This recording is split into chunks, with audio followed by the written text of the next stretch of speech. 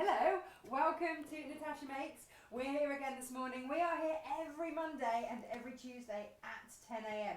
Lots of you joining us for the first time yesterday, which was fabulous. We had Sarah Payne and we had lots of laughs, and thank you so much for supporting that hour.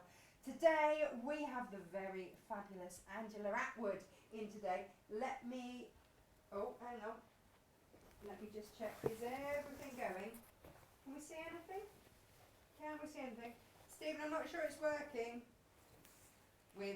Because we're down to just us here at home trying to sort everything. Sometimes technical. Let me just see if it's working. Can you see us? Can you see us? Ooh, let's see. Okay, are we on? We're on. Hopefully. Are we here? I haven't had anyone say they can't see me. Are we good now? I'll soon get a text if we're not. So basically with all of the virus thing, we don't have a tech team here. Normally there's two other people that get us up and running and started. So it's just me trying to, yes, okay, we're all good. It's just me and my husband trying to sort of sort everything out. So normal service obviously will resume once normal service resumes. Until then, please bear with us. So this morning, as I was saying, we've got Angie Atwood with us. You may recognise the name, and if you don't, you're in for an absolute treat. And if you do recognise the name, then you know you're in for an absolute treat. Angie has been championing a type of quilting ruler called Westerley rulers for some time now, and she's incredibly skilled at it, and she loves to go out and do workshops all over the country, and of course that has come to a finish right now. So we felt it was very important for those of you that already have Westerley rulers to bring you some inspiration and some patterns, and for those of you that have never experienced it but want to give quilting a go, because let's face it, patchworking and quilting, they're two different beasts, then this is a gorgeous way to get the most exquisite designs and always get it right. So we're going to show you that. In order to make the kits that we have today, so Angie's going to be making this block here, which you will get when you buy the fabric for it, and we'll go through the website so that you can understand where everything is, and I'll do a little map of it for you when we get going. To be able to make this will make 2 cushion fronts, so basically make 2 cushions. And I've got 3 different colourways for you today. Then you can pick whatever pattern, and Angie's going to talk through the feet that you need for the Westerley rulers and the kits that we've got for you, because we have managed to get some incredible prices for you today. I mean, like 40 quid off type. Yeah, amazing prices. So if you've been thinking about giving Westerley a go, today might be the day, because now, you might have the time right now to sit and learn something new. So this is the gorgeous, gorgeous design. We've got 2 designs from Angie, and she's going to talk you through them. It called for some special fabric, right? Called for some really special fabric. I'm looking this way because Angie's over there. And so the special fabric, of course, very dear to my heart, is from the K Facet Collective. So here are your 3 bundles. You will get a 1/2 metre of a K Facet Collective fabric. So here we go, this one. And a metre of the fabric that will go over the back and will be over the front rather, and be the backing for your cushion. Now, Angie will explain this in more detail, but the colour has to be different to all the colours that are in there, and that was our biggest challenge, because of course K Facet has all the colours. So but I think we've managed it. So I'm really proud of this. This particular one is actually 56 inches, this particular one, selvage to selvage, so actually you get slightly more, but I've kept the price the same across the board, whichever one you go for. I don't want you to be penalised in price because you love this design. So you do get slightly more in that in terms of fabric, but it's still enough to make 2 cushions. So that is option 1, and I think that's called Spring, but you'll see the pictures on the website. And then this one here, love this one, and this is the black version here, but again, look on the website and we'll talk you through where to find all of these. And you get a metre of the purple, so 1/2 metre of the K, and actually that's a Philip Jacob Designs 4K Facet, and that is your purple metre there. And then the third option is the Brassica. I mean, again, just stunning designs. And this is going to be peeping through. And you get 1/2 metre of your Brassica. And this time, look, I think this is going to be gorgeous. We've mixed it with a metre of brown. So they are your 3 colour options. Then Angie's going to talk through her patterns and the rulers. The other thing that we've got up brand new on the website today is your millwood scissors. Do you want to have a look at these? Because these are a bit special. Look. How pretty are these? So you get the big dressmaking shears, your little stalk scissors there. You get pins and a thimble. I just thought that was a fact. If you're treating yourself for Easter, treat yourself. Treat yourself. They're £24.99. There you go. I'm in my comfies today, actually. I don't feel like I'm working today. I'm just really sat in the corner. So yeah, we're all good. I think everybody can see us where everybody needs to see us. I'm going to go and loiter in the corner at a socially acceptable distance, and I'm going to invite Angie to come and join us. Angie, come on in, my love. I'm coming. And hopefully, I'm not getting frantic messages, Ange, so hopefully it's going swimmingly. We're all good to go. But you know, who knows? Well, I was just thinking actually, how long is it going to be before we can go for a swim? Oh yeah. I want to say you do open water swimming. No. No. I wish. I'm just going to make that up then. I've got you as about to swim the channel. Oh yeah. No, I love a challenge, but that's a bit much. There is I don't think our mic is on. Am I not on? I can't hear you. Oh, Come on. at all? Is anybody else having problems? Do you want me to check? Can hear Angie okay? Oh, Good morning. Can hardly hear you, very muffled. good morning everyone anyway. Lovely to be here. It's all a bit strange, but it's lovely all the same. It's a lovely sunny morning here in Warwickshire anyway. Are we good to go? Yeah, we are. We're Yeah. good. We're all good. Yeah. Yeah. Yeah. Go for it. Okay, okay. So we've got quite a bit to get through today. As Natasha said, if you haven't met me before, I'm Angie Attwood, and I started my sewing career, if you like, only about 10 years ago. You're too busy off travelling the world, Angie. No, I went to art school and I've always been a designer. I was a graphic designer stroke art director in the advertising industry for over 30 years. And before I decided to move into textiles.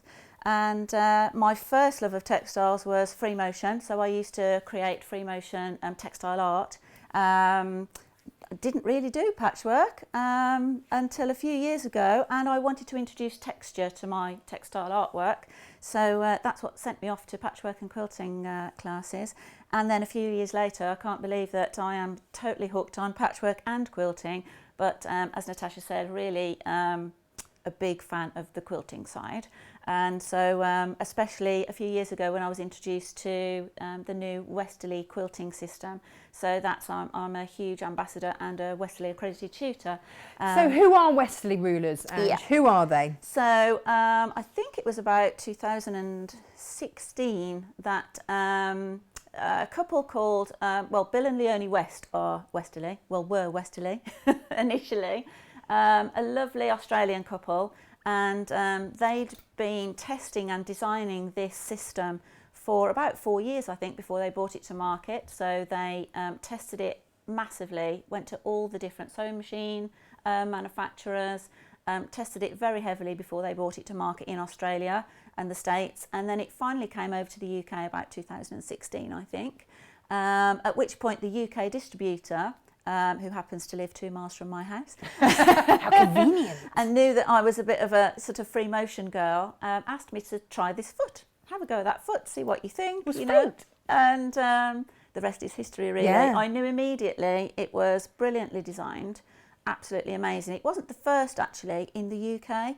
so some people might have heard of the PARS system. That was actually the first system to come to the UK, but for me, Westerley covered off issues that, you know, there's some issues that I have with that system. And so you can tell that Westerley was designed by a quilter. That's so, the difference, yeah, isn't it? As soon as you get anything that is designed by a quilter for a quilter, then you just see it. Yeah, it just works. Now, a few things for those who are looking to buy today. Let me tell you about the website and how to navigate it, because we've got quite a few items on this show. We've tried to not bring everything today and try and keep it as simple as possible, but the nature of Westerley is there's a bit of technical stuff to go through. Yeah, there is. So bear with us. If you head to the website, www.natashamakes.com, and you go to the watch live bit. Okay, so that's on the top left-hand side. There's a little bit in grey that says watch live. You've got an option to shop, watch live, catch up, and then there's some clearance stuff. Click on the watch live, and underneath that are all of the items on today's show. And you have to keep scrolling, and then you have to view all and all that kind of stuff, because there's quite a lot on there.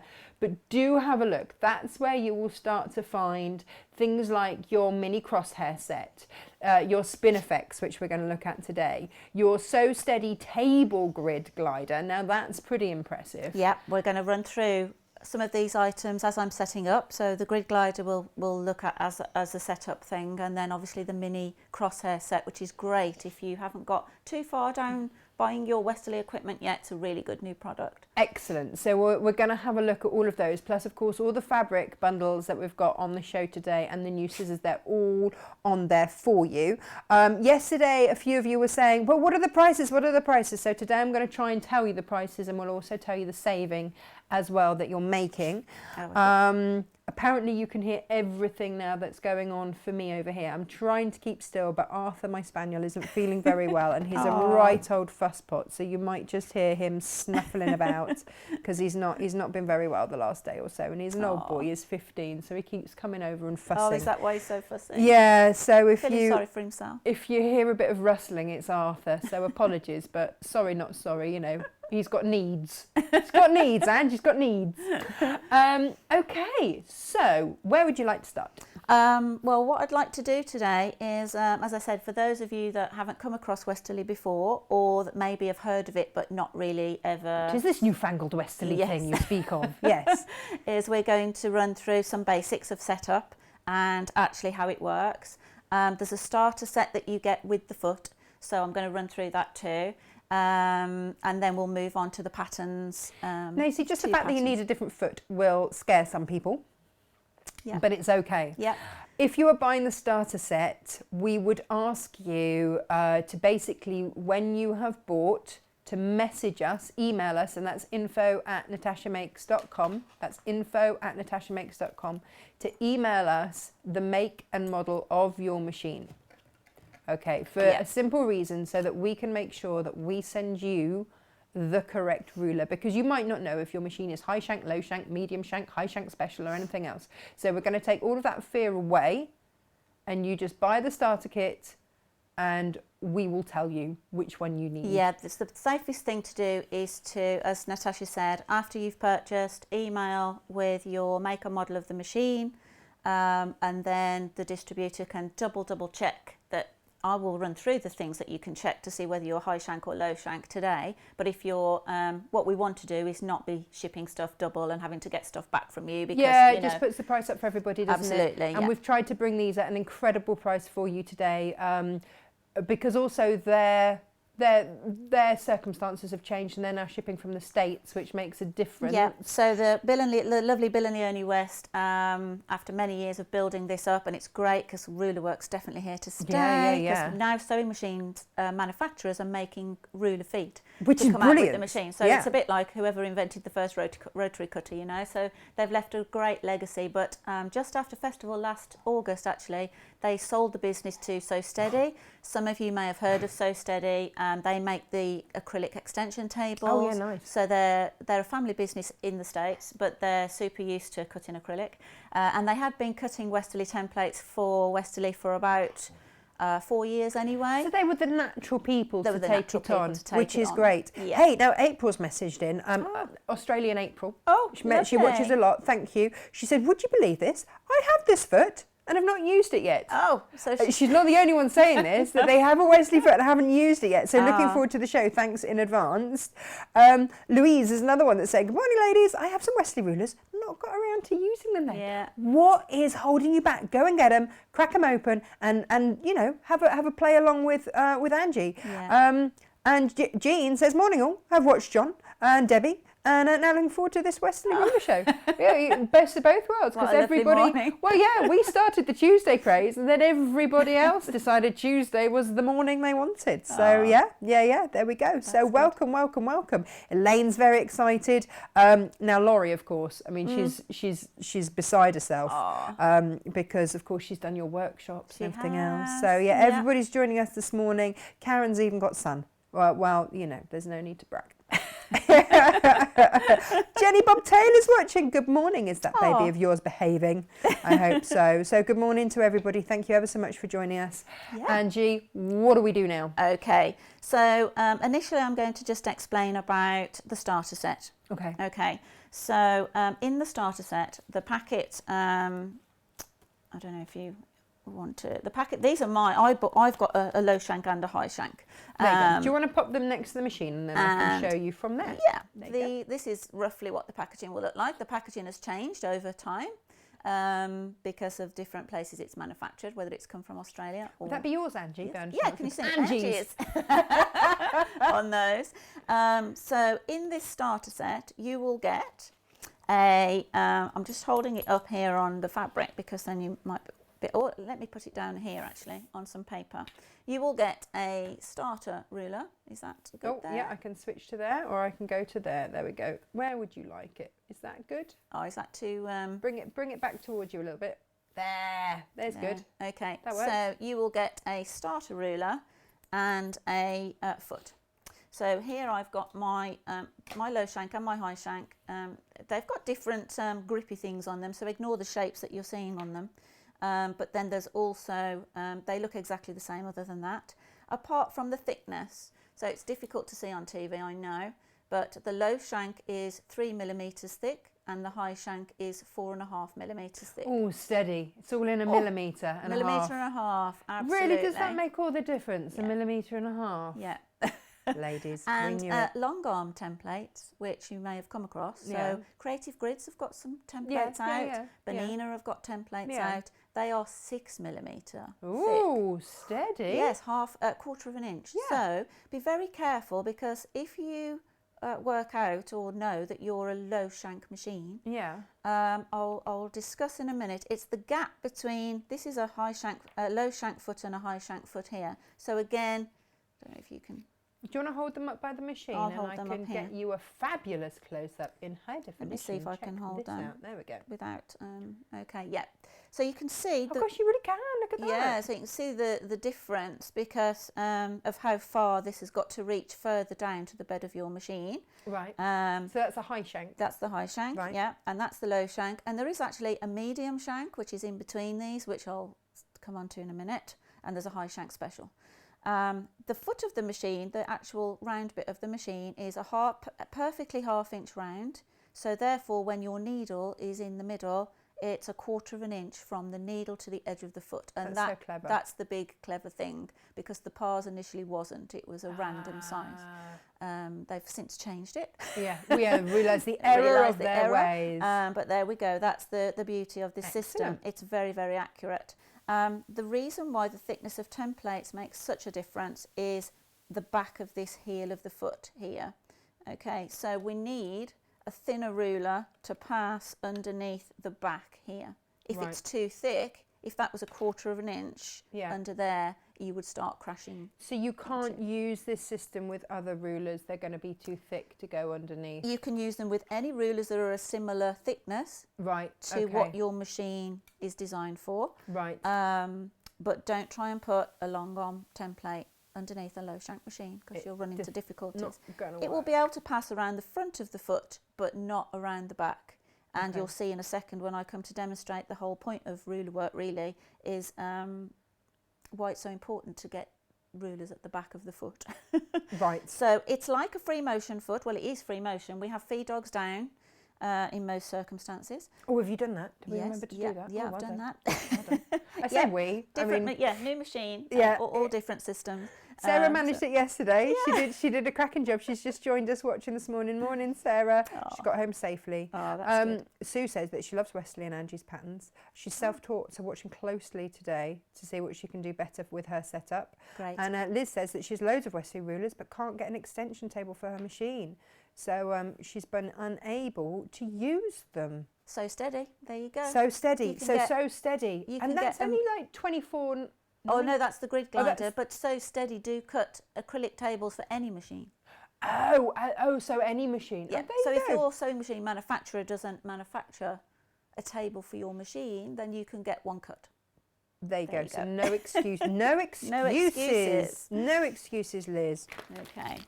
So that's what you're going to get in the starter set.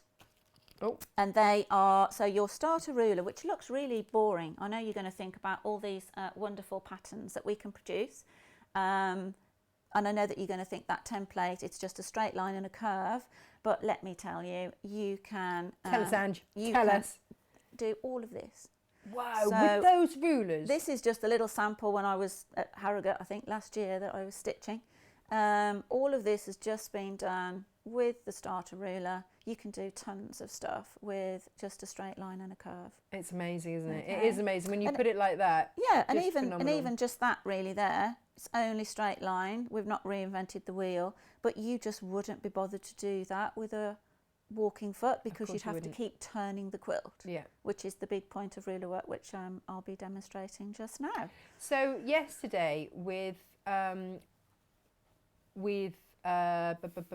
Sarah's I quilt. saw Sarah's quilt with those lovely plain squares. Do you know, Yeah. wouldn't that be perfect? I thought maybe with some Absolutely. green or some peach top thread, Yeah. you could really do some stunning designs, and it's not too daunting. No, exactly. And a nice sized smaller quilt. Yeah. Often when I teach ruler work, as a beginner, I'll say start with some 10-inch squares. Right. And then the next improvers workshop, we move up to fat quarters. So often people go straight from a 10-inch square. That's what Yeah. that's where they fall down a little bit. They'll be practicing on little squares and then they go straight to a big quilt. Okay. And whether you're doing that with ruler work or a walking foot or free motion, it's going to feel very different to moving a big quilt to a 10-inch square. Yeah. It's not just the fact that you haven't managed the skills of ruler work. Yeah. You're dealing with weight. Yeah. However you're... Which is different. It's different. A different beast Even again. Those of you that have done a big quilt with a walking foot, you know that you've got it piled Yeah. up over your Yeah. shoulder. You know, you're having to manipulate the weight. So build up Sarah's your... quilt was a metre square. Yeah, and that's great. Which is a really achievable Really size. nice size. Today, how big are the cushion fronts that we're going to do today? We're the two patterns that I've written that I'm just launching exclusively with you, Natasha. Yeah, we get all the good stuff. 2 new patterns exclusive to Natasha for a couple of weeks. So you'll only be able to get them here for a few weeks. Thank you. They're 14 and 16 inches. Lovely. Which is a good cushion Yeah. size, isn't it? That's really nice. Yeah. While we talk of those, do you want to show them, Ange, as we've mentioned them? I can. Because I think these are absolutely... So what we're talking Stunning. about just now of what you can do with just the starter ruler. Well, Look at that. this is just the quilting pattern. Right, should we pop that up against the machine so we can see Okay. that detail there? Look So if you're at just quilting, a nice little bit of fluff on there. yeah, because that's all anybody Yeah. was looking at with all of that beautiful quilting. They're That's like, the yeah, thing bit of as well, fluff. when you start to get into your quilting, get proud of it, you start to choose threads that are a little bit contrasty, not just blending in like you would normally Yeah, if you don't want your yeah. quilting to show. Caroline says that with Westerley rulers, the only limit is your imagination. She just Yeah. loves them. Yeah. And Geraldine slept in. Oh. She's sent her apology. She's joined us now, but she slept in. It's all right. You're in time. Don't worry. There's And no roll then call. I know some of you have been really sort of interested in a thing called template quilting, which is in effect like reverse applique. So then that's the wow factor is of the what's wow going factor. on here.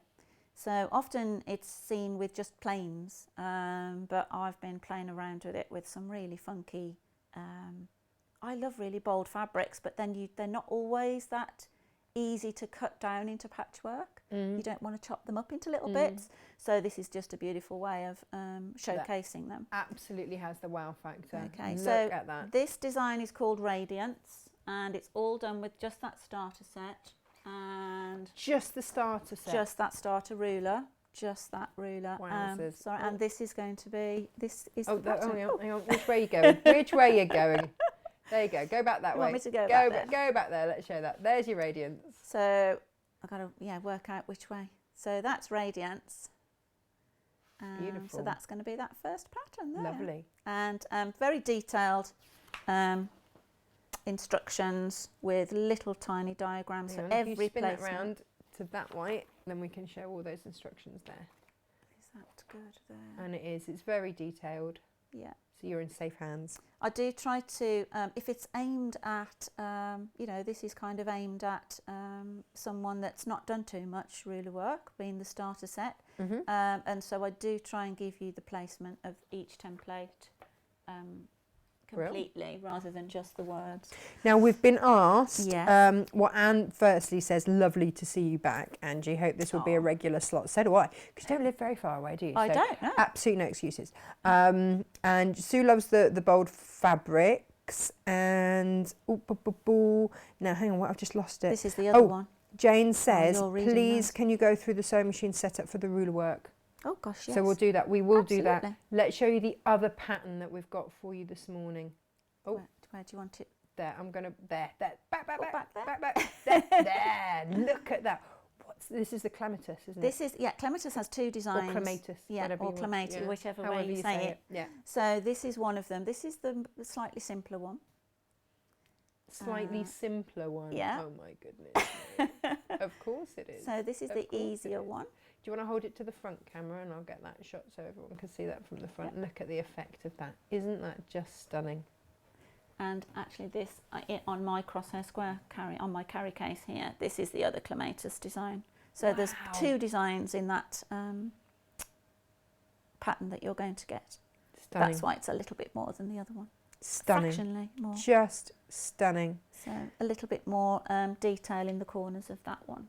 Janet says she's only just managed to get online. What's the beginner ruler? This is the Westerley ruler for you today. And if you go onto my website, www.natashamakes.com, you click on the watch live on the top left-hand side of the website.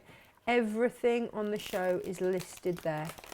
Everything is there, so you can find everything that's listed there. And for anybody that is just joining us, I'm going to keep saying this throughout the show. When you buy the beginner kit, you have to email info@natashamakes.com your make and model of your machine. Please so do. that we can make sure that we give you the correct ruler. Because otherwise it's going to be ages before you actually get going by the time you to and fro and return stuff and get blah, blah, blah, blah, blah. Just let's get it right first time round, which is why we're asking for your make and model of machine when you purchase, and that's info@natashamakes.com. I'm going to keep saying it. What have you got in your hands, Angela? I've got this lovely grid glider. So because we're moving on to setting up the machine now, I've got my foot loosely on there, but I'll come on to that in a second. Some of you may have come across things called grid gliders, which are normally white, like or a slider sheet for free motion to help the fabric move a little bit more. And historically, they've been around £40 to £80. What? Teflon's an expensive I was going to say fabric. there must be Teflon. And I resisted for a long time. When I first started ruler work, I thought, is it really worth £40 worth of slippiness? But actually, I was asked to demonstrate at a show on a machine that didn't have drop feed. So it had a needle plate cover. So I'd got this big lump then of metal on the machine I was asked to demonstrate on. So I asked for a grid glider, and boy, the difference was unbelievable. And then it dawned on me, it doesn't make so much difference. You know, your big glossy table. Yeah. It's what's going on here. All that junk on your needle plate. Junk? Junk. You call my machine junk? All that junk on your needle plate, those markings, the button for your bobbin case, the screws, that's all causing you lots and lots of drag. Where your machine meets the table as well, that's obviously you've got ridges in there. So what a grid glider, a slider sheet does is smooth out all that unnecessary drag. Right. but they was quite expensive. And understandably, when you're setting up, you've got the foot to buy, you might have a table to buy, like somebody just messaged in. Yeah. She's making her own because they don't make it for hers, because it's a particularly... If you've got, lots of ladies have handy carpentry husbands. Other halves. Yeah, that do carpentry, that can make super table extensions. Not me. He has other qualities. Yeah. So if you do, that's great. But... send them my way. Only for their extension table skills. That's it. That's all I want them for, ladies. That's it. I thought of something really naughty to say. Yeah, I know. I can see that crossing your face. I'm like, stop.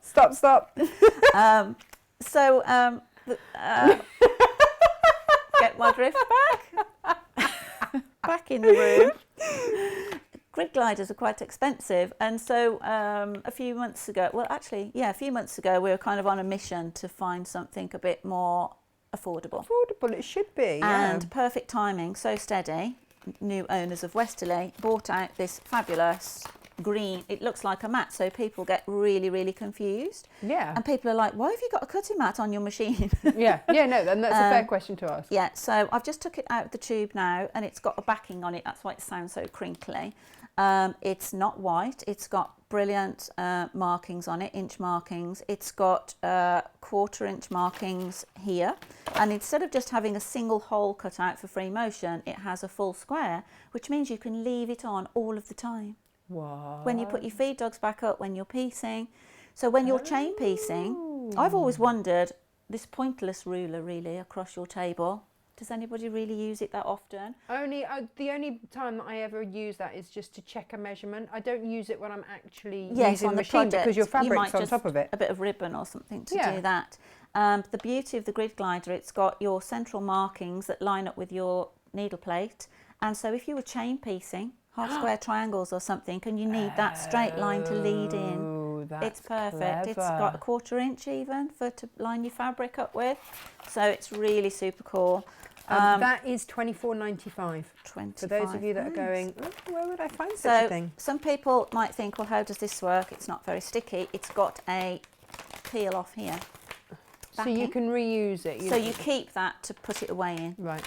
Just like the others, it's a very strange fabric. It doesn't leave a residue, but it's grippy. So what happens is dust and fibres gather on this in time, and then you need to either wipe it with a wipe or just some soapy water and leave it air dry. Refresh it. And it will refresh it. Perfect. Yeah. So just going to peel this off. Sorry, it's so noisy. Jenny LaRue says, hello, is the Brother Innovis V7 machine a high shank or a low shank? Jenny, I don't know. So that's why when you purchase, you send us an email with that make and model of your machine, and we will just send you the correct ones out there. So the warehouse have a full list, and they will make sure that you receive the correct one. So even if you put the wrong one in your basket, it doesn't matter. They'll double we check. will make sure, we will double check every order that goes out to make sure that you get the correct one. And it won't be me that does it, it will be the warehouse who know about these things. So don't worry, it's not me doing it. That is my promise to you. But that's why it's so important that when you buy, you just send us an email to info@natashamakes.com. I told you I'd harp on about this a lot, didn't I, today? Info@natashamakes.com. That is where all your inquiries should go. Those of you that are putting up inquiries or asking about an order or whatever on Facebook, it can so easily get lost. Always info@natashamakes.com. SJ goes through those emails every single day. So, you know, that they will always be responded to. It might take 24 hours. Shock horror. I had someone get really funny with me the other day because I didn't respond within 10 minutes at 9 o'clock on a Sunday night on Facebook. And I was like, It is a thing that really is quite annoying about. Technology is brilliant, but So just, people you know, it's wrong that people expect you to be there all the time. minute. Yeah. So, you know, we do work silly hours. Don't get me wrong. I work 18 hours most days, but that doesn't. And often not. You can't say I work Monday to Friday and then this is my time off, because it changes all the time. So it is difficult for people to know, but they just have to. That's why we have a patient. dedicated email address for any questions, and that's info@natashamakes.com. And when you're buying today, that's where you email the make and model of your machine, and please can that go there. Just a very quick thing on orders going out. I have got what Angie pretty much tripped over my pile of orders when you came in. I've been up since 4 o'clock this morning wrapping all of the creative grids, so they are set ready to go. So I'm catching up on those. Their warehouse has opened again, so I am catching up on any outstanding orders. Please bear with me. I will get them out ASAP. Go. Over to you. Yeah, sorry. Okay, so you can see I've put my sticky glider on there. Depending on the throat size of your machine, you can see if I lined this one in particular up with the needle plate on Tasha's machine, I would actually, this end of my grid glider would be just hitting the throat of the machine. It would be curling up just at the end there. It's designed so that it can be as big as possible if you've got a big throated machine, but you can trim this side down. The right hand side you can trim down if you've got a smaller throated machine, if that makes sense. So don't think, oh, how does that work? So you can just choose to trim an inch off there to fit your machine. But I've just, instead of I don't need it lined up, I'm not piecing, so I've just budged it across a little bit on this machine. Technical term. Yeah, budged it. Oh yeah, I'm full of technical words, me. Actually, can I just say, I forgot to say this morning when we were just getting going, thank you to everyone that messaged me on Facebook or emailed me when we were postponed last time. Oh, and yeah. when people found out that my husband was poorly, I have to say, heartfelt thanks to everyone that got in touch. Better now as well. Yeah, we should mention that yeah, too. and we've been, he's doing well. A little bit of residual tightness in his chest, but other than that, he's perfectly fine. And I think I had it, but asymptomatic, very mild. So I've been isolated too. We just need that test to say, and that wristband then that we can wear to say we're immune, and we can. Do we get a wristband? Well, they've been on about a wristband, which would be a great idea if you were tested. Yeah, you could. Yeah. So that you can go out comfortably, people knowing. Yeah, but you know that people would abuse it. Yeah. Anyway, that's a whole other hotbed of potatoes. I just wanted to say thank you for everyone that got in touch. It took me about 3 days, I think, to finally email everyone back. Well, yeah, it does take so time, doesn't it? lovely, But so nice to know lovely. that you thought of. That's the Really thing, isn't lovely it? thought. Yeah. Oh, just a quick note. Heather says, can you still load the bobbin with the slider mat on? Okay. A tip. Great nearly got fabric on, This is but good. no. A great tip for when you've got any glide sheet, a white one or a grid glider, because they're quite sticky and you know they're a bit of a pain when you're lifting them on and off to get to your bobbin, like you've just said. I tend to, you can do it either way really. If you lift either the side, you can lift it like that and just have the foot or the machine hold it slightly out of the way, then you can get to the bobbin rather than taking the lot off. Right. If that makes sense. Yes. And then you're just rolling half of it back, or you can do it from the front this way too. But that's what I tend to do, is just roll half of it back and have the machine, the foot, just hold it in place. So that's all stuck down. You can see I've put my foot on. Basically, when you put the foot on, strip everything off. Your normal sewing machine foot that looks like this, you take the foot holder off as well. Don't just unclip the bottom presser foot. You take the foot holder off as well, just as you would if you're footing a walking foot. So take everything off, so you're just left with the shank, and then you screw the Westerley foot directly onto there. Just hand tighten the screw to begin with. Because it doesn't have a spring like a normal free motion foot, what you need to do is then set the height to the project you're working on. So when I lower the presser foot, what I want is for my project to be free, moving quite freely, no drag, but I want the foot as close as possible to that fabric. I don't really want a big gap, I don't want to see a shadow. If you were using a very lofty wadding, you can imagine then the foot might be sitting high. A good thing to do is then put the template to the side of the foot and press down. So if that was really lofty wadding, what you might find is when you press down, then the foot might go, the template might slip underneath the foot if there's a gap, and that's what you really don't want. Okay. The foot has got lovely high sides, and that is for your stability against that template there. So as I said, if you're working on a thick quilt, you might have areas of heavy piecing. I tend to press all my seams open. since I've been really into my quilting.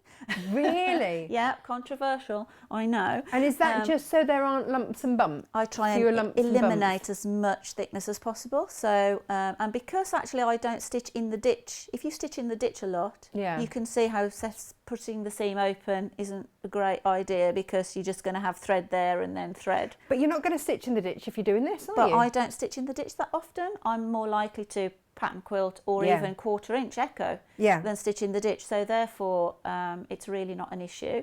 Press all my seams open where possible.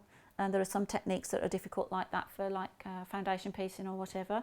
But where possible, I press open to try and alleviate those lumpy seams, yes. Cool. If only all lumps and bumps were so easily gotten rid of. But sometimes if you've got tops already made, you know, even if you choose to do that in the future, you'll have tops waiting, I'm sure. Sometimes I even have to, you know, you'll have your foot nice and low, and then you might just have to like loosen it off to get over a thick bit. And I'm giggling because you're stood in front of my cupboard of many quilts. Oh, you've got your pile of waiting to be quilted. Yeah. That's why I'm giggling. I'm not going to let you even see how many there are in there. I need to learn something like this, basically. It's the time as well, isn't it? Yeah, it is. It's the time. So, so therefore, that's where you have a little bit of adjustment. Obviously, you don't have so much of an adjustment in that low shank foot than you do in the high shank foot. But you want to set the height. With something like this machine, though, you can float the foot some machines, as well. So you've got that extra leeway with it as well. Some machines do have awesome. that setting. You just have to be very careful with some machines that you don't want them hopping. You don't, you know, some have got this sensomatic presser foot. Oh no, it can do that. You know, switch everything off, all the fandangled stuff off your machine. And we did that this morning. Yes, I was the foot's lifting on its own. You really tested my knowledge of my machine. Like, I want this off, I want this off. I'm like, Yeah, we were like 10 seconds to go in live and still trying to find the setting to turn the foot raise off. But we got there. So when you've set the height of the foot, do remember to give that screw hole a bit of a tighten up. Now I'll just point out that when you are in the lowered position, this is one way that you can identify whether your machine is high or low shank.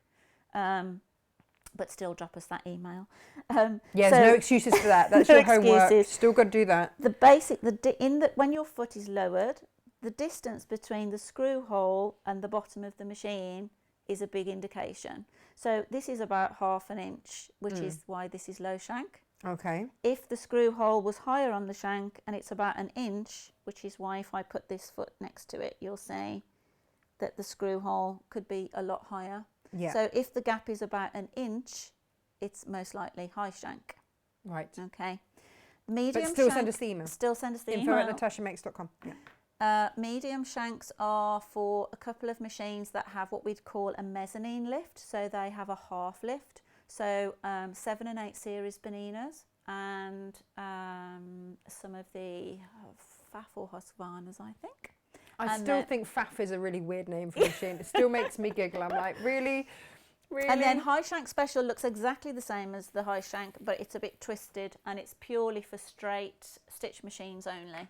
Right. So straight stitch machines is just to get that needle in the middle, in the centre. So you should just check that actually. So when you have got your foot set up, just check that your needle is sitting perfectly central in the foot. There's a little notch cut out of the front of the foot for you to align. If I turn this one around, you can see that little notch there. So it's very easy to line your needle up to make sure it's nice and centred within that. Okay. Okay. And then we might be ready to start stitching. Feed dogs are down. We've got our grid glider on. Extension table is really important, and especially to have some support at the back. So a lot of tables come with lots of, table here, but some support at the back is also really important, which you'll see why in a second.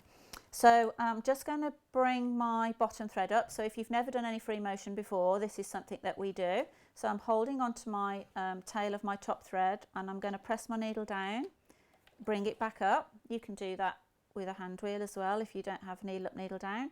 Raise the presser foot and then I'm just going to give that a tug and scoop everything from underneath the foot. If you do it underneath the foot rather than on top, then you haven't got to go back and poke the top thread through the foot.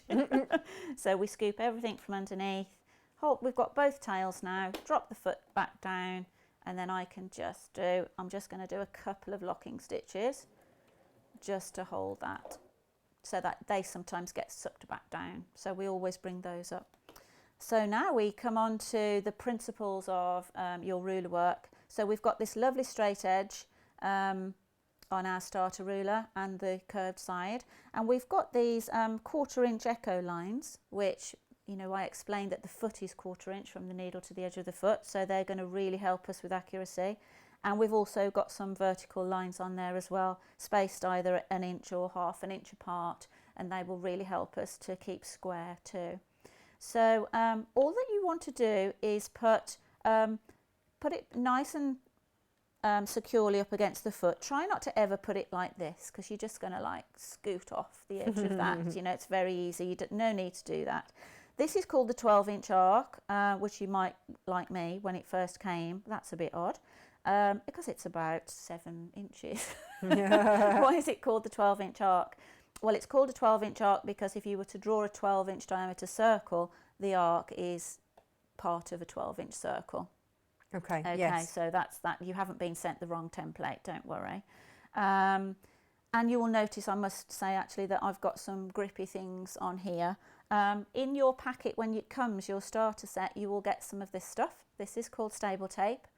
This is genius stuff. Yeah, it's really thin. It's like you get rolls of this stuff to put in caravans and in drawers and things to stop stuff clunking around. But this is super, but not sticky back, right, just the padding stuff. But this is super thin, so you don't want it too bulky, because what's that going to do when it's on your template is raise the thickness, isn't it? And obviously the thickness is really important. So this is super thin, grippy stable tape with a double-sided tape on the back. Because of that, you can make your own. It's why it's quite expensive, actually, because when Bill and Leonie owned the company, they said to me, oh, how sorry they were. They always had to put a member of family on stable tape duty each day, making this stuff, you know. So literally the rolls of stuff put in the double-sided bag, you know, and that's why it is quite expensive, because it's quite labour intensive. But you do get a strip of this in your starter set. Don't just put the whole strip right across the template. No, no. Because it'll be twice as long as that, the bit you get. You can just chop it up into little squares. And as you can see, I've got, this isn't stable tape. This is, some of you may have come across True Grips. So they're also, never heard of them. Well, if you've had rulers that aren't creative grids that slip around. Never. When you first started out. Before your enlightenment. Before you, yes. Then these little silicone dots, they are, little silicone dots that you can buy, just peel off a sheet. And the ones on my other template, because I'm very waste not whatnot, can you see? If you were to have peeled your silicone dot off, you're left with the bits on the paper. You use the bits so I've used the bits left on the paper. I'd say resourceful. Doesn't matter what shape it is. No. But what you want is for it to have a bit of grip and not slipping around, and you will feel a big difference to how that's on there. Okay, so any kind of grippy stuff that's not, I wouldn't put anything abrasive. Some people use those ones that feel a bit like sandpaper. Sandpapery. Nah. You don't want to be putting that on top of your threads while you're working, because that's just going to chafe at your And also thread. there are like those rubber bobbly bits, but you're adding too much height, aren't you? So you've got to be careful. You have to be careful, what you put on there. So therefore, that's going to be with just a little bit of pressure up against the foot, and you want a little bit of pressure down. Now at the beginning, what you're going to most likely have is the beginner's death grip. Okay. I like the idea of this death grip. Because you've got to, you're new to this, you don't know how it's going to work. You have to, you think, I have to hold this template, and I don't want you to think about just holding the template actually. Try and think of it as holding the template and the fabric as one. Right. So you can spread your hands. I always have 2 fingers on the top, and I've always got my thumb here. It's difficult to see my thumb, but if I was to do it with that hand there, so I'd have my thumb stopping the ruler from coming towards me. Right.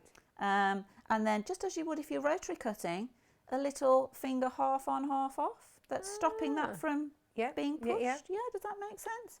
So, and just try and spread your fingers. Your other hand's also helping to move the quilt. So you don't have to think, oh, I have to hold the template like this. Try and have your hands as low as possible so they're not banging into the machine, and distribute the pressure through the fingers.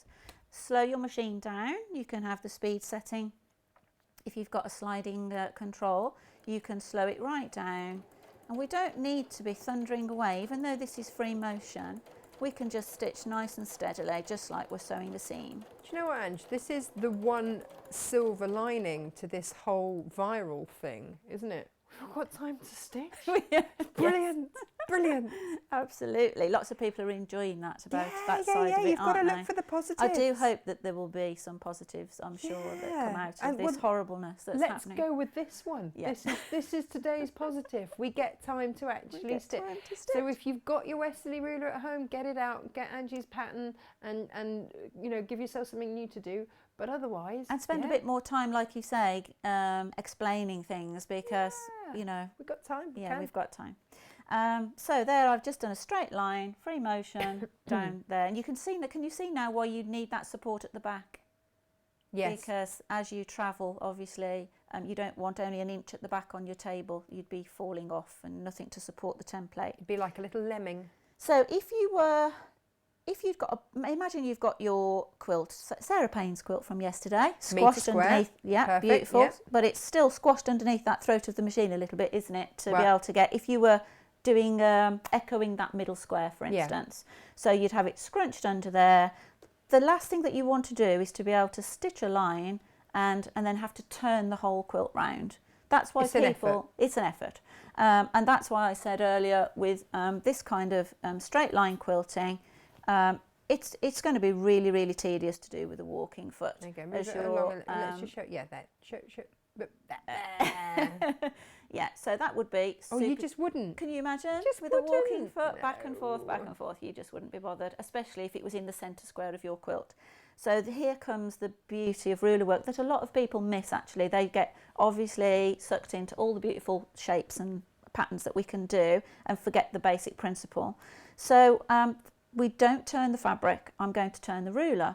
If I'm going to just stitch a random square, it doesn't have to be any particular size. And so this is your starter kit. So lots of people asking which one is this. Yeah. This is your Westerley ruler starter kit. This is the one that just comes with the foot. Yeah. Then this is, you have to start with this because otherwise you don't have the foot and you can't use the other ruler. So this is your starting place, and this is all on the website. Yeah. So I can put the template at the front, which seems the most obvious because I can see it.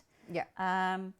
But if I put it at the back, which is why I was saying about the thickness of the template being key. Oh yeah. I can actually put one of these vertical lines over the top of the line I've just stitched. Oh, so you can get a proper right angle. Ensure I'm square. Yeah. Ooh. So that's over the top of the line I've just stitched. I'm making sure I'm square. You could even use the seams of your piecing. Nice. You know, it's all going to help. This is where it will feel quite odd, and that you just have to go with this, develop a little bit, keep practicing, because now you're going to be holding the template at the back of the foot, a little bit of pressure down, but it will feel very unnatural to go sideways at the beginning, but it soon is. But believe me, it'll be much better than having to manhandle a quilt every 90 degrees that you want to turn. Yeah. So now I turn the template this side, and I'm going to be aligning. I've aligned one of my guidelines on the line of stitching. You sometimes have to get up out of your seat and look over the top of the machine, but that's not a bad thing, is it? Because if you're anything like me, you stitch for far too long and then can't straighten up when you come to stand. If you need to stop and breathe, have a sip of whatever you've got on the go, that's absolutely fine. So just be aware, you don't have to hold your breath until you get to the end of the template, which is a bit like free motion. You tend to be, you know, I've got to get to the end of this pattern. As long as you just, well, sometimes you can let go of the template even if it's easy to get back in place. But if you keep one hand on the template, it's all good. You can stop, readjust your hands if it's feeling uncomfortable. Maggie says, I have a Bonina ruler foot. Can I just buy the 12 arc on its own, please? You can buy the 12-inch arc on its own, but we don't have it on its own today on the show, do we, Natasha? No, we don't. Sorry about that. We don't. But yes. As we said, some manufacturers now are bringing out their own ruler feet. So Bernina is one, definitely one of the first ones to bring out their own ruler foot, and Janumi have one as well. But no, we don't have the 12-inch arc on its own today, unfortunately.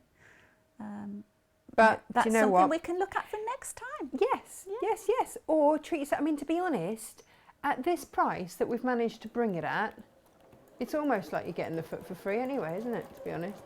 Yeah, it is. It is a good price. It's a fantastic starter price. And we were very conscious of that, you know, during these times, being able to bring you something that was going to be really affordable for you. So there we have stitched a rectangle. Gorgeous. Quite simply, without turning the fabric at all, and free motion. That's the other thing. You've done that free motion. The other thing I'm going to show you now is stitching from point to point, and this other gadget. So I am going to show you this. Can you see that? Yeah, that's cool. Yes, it's a funny looking little thing. Yeah. So this is called the spacing gauge, and you definitely need it. Yeah. So it used to come in the starter set. So this is why people often forget to buy it, and then realise, oh, I should have sent for that, because it's a really important piece of kit. It's got an 1/8, a 1/2 inch, a 1/4 inch and an inch markings on there, and you'll be using it all the time when we're stitching from point to point, which I'll show you. You normally have that round your neck, don't you? I So you don't lose it. Yes, and I've sprayed mine. This is mine. On a bit of ribbon that's normally around my neck. So yeah, that's I've sprayed mine white. Is that again so that nobody walks off with it? It's so I can find it as well. Oh, okay. But it is normally right. tied around my neck. But actually, it doesn't actually need to be clear. Initially, I had some bright pink tape on it. Yeah. And which then made the other side white, and I realised it was great for it to be opaque, not see-through. Yeah. So that's good. Yeah. So this is 825, I think, the spacing gauge. So do you want me to look? You do need this little extra gadget if you haven't got... spot on, 825. Yeah. And again, this is when you go to the website, www.natashamakes.com, click on Watch Live, and underneath Watch Live, you will find all of the items on the show today. And then when you buy, you email us with the make and model. So it doesn't actually matter if you buy the wrong ruler, we will correct it for you, because you've sent us the make and model of your machine. People are putting on the Facebook strand that I'm just looking at while you're doing that. I've got this machine. Which shank is it? No. Email us. I can't stress this enough, because the warehouse, without that email, the warehouse won't send it. They won't dispatch. They are not going to look at Facebook to see which one it is. You need to email us, info@natashamakes.com. SJ is on standby to sort it all out for you, but you need to email us. Please, please, please. I cannot stress that enough. If you said, well, I said on Facebook, it's not going to happen. And because they'll be packaged really, really well to protect the templates from breaking in the post. So they won't want to send stuff out that then has got to be sent again or collected in some way. No, absolutely. Because it'll cost, the shipping is quite expensive on templates. It's to get you everything as quickly as we possibly can. Absolutely. And one last thing before we get going again. Yeah. Christine says she wants to make the masks. It's completely off topic, by the way. But she bought brush cotton. No, not brush cotton for the masks. No, just normal cotton, because brushed cotton has looser fibres, because that's what makes it so fluffy. So you don't want to be breathing that in. Just normal plain cotton. Christine, I think you might have something in your stash. Because I think you are a lady with a fine stash. So, Barbara, yes, you do need a spacer ruler too. It's £8.25. And how much is the starter kit? $49.95. It used to come in the starter kit, but what they realised was some people have got 2 or 3 machines. And so, like me, I started my ruler work journey on my old Bernina on a low shank. Yeah. Then I bought a high shank machine. Yeah. So I had to buy another starter set. So it just put the price then I of it ended up. up with 2 spacing gauges. So they've taken it out, but then obviously that became a problem, because unless you realise you need it. Yeah, you don't know you need it. I was turning up to workshops and nobody had got spacing gauges, and I was making them out of postcards, drawing round Amazing. mine. So you do need it, it's really important, which I'll show you now. So if I want to now stitch from one corner of the square to the other corner of the square across there, then your natural assumption is to align the template perfectly with the corner. But what would happen? You'll be a quarter of an inch out. You'll be quarter of an inch Yes, out. okay, good, yeah. Because of that gap. Yeah. So this is where your spacing gauge comes in. And I always, to know how to measure, if you imagine, I've got the quarter inch edge there. If you imagine it sliding down as if it's the foot, and you're keeping this flat edge perpendicular to the template all the time, if that makes sense. It's almost like a dress rehearsal, isn't it? Yes. To see where you're going to end up at. That's right. And so the one side is touching your template, the other side is where your needle will end up. So if I position that, and it's difficult with my hand, I'm trying not to put my hand in the way of the camera, so then I'm auditioning. If I turn that around, how's that? Oh, that's good. Oh, Yeah. Angie, yes, that's the one. So there you can see. If you've got a row of stitching, I'm not measuring it along the stitching. The stitching is totally irrelevant. That's a totally different angle. You're imagining this quarter of an inch perpendicular coming down, the foot's going to travel down, and there you line it up like that. Because let's face it, the only other way you're going to work that out is to do some sort of trigonometry-based paraphernalia. None of us want to do that. You do get a little bit, more practiced at judging it, but the spacing gauge is great. But until you get your eye in. Yep. And some of you may have other quarter of an inch doobraries. I've got a seams right. Yeah, a Would little, that do it? Something like that. But if they're too tall, it's difficult to get them underneath the machine. And actually, you do use quite a lot of the other spacing, the sizes on the spacing gauge when we're creating patterns. Yeah. So, yeah. Okay. So that's kind of how the principles of ruler work works. What we can then use, obviously, with the guidelines, if you wanted to echo, if I, for instance, just stitch out here a little way until now the edge of my foot is in line with the outside of the square. So I'm aligning the template on the line I've just stitched. Then that is going to give me a quarter inch echo, isn't it? Yes. Yeah, because the foot is quarter of an inch. Nice. Okay, and if I wanted a half inch echo, so I'll come across again, I'm just doing some random things here. If I wanted to do half an inch echo, I would use the first guideline. Right, because you've got a quarter of an Because inch then that from would the be edge of your quarter of an ruler inch to your and needle. then the foot. Yeah. So that's kind of, it's remembering that quarter of an inch. Yes. Sometimes some people, if they want half inch, they think they have to go to number 2. No. And then they would get 3/4. Yes. Yeah. Yes, I'm with Okay. you. You're Oh, with good. us, with us. So yeah, maybe don't do this the first time when you're tired late at night. Have your wits about you. Well, it's just good practice. I often, when I teach actually, I use soluble thread in the bobbin.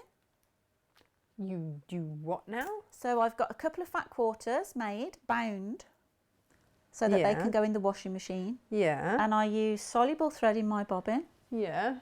Didn't know there was such a thing, because Yeah. why would you want to wash out your thread? You could baste a quilt with it. Oh. Or hold something in place with, like people use it with trapunto and things, if they just want something temporary held. That is very clever. Don't make a dress with it. No, that would not be ideal. But it's I'd get great. confused. I've got my bobbins marked with red hazard dots. Oh, really? Because it just looks like white thread Yeah. in your bobbin case. So you have a practice on this. So is it like one of those etch a sketches where you just kind of like you just end up wiping it clean again? You just because I got to the point I was teaching so much, and I never stitch out a full pattern. Yeah. I just show Bit here, ladies bit what to there. do, and then they go and do it. So I'd be unpicking, trying to reuse my fabric sandwiches, at midnight the night before another class when I was getting super busy. And I thought there's got to be a better way. So soluble thread. And then my husband said, "Oh, but you love using your glide thread." So I thought, well, it doesn't have to be top and bottom.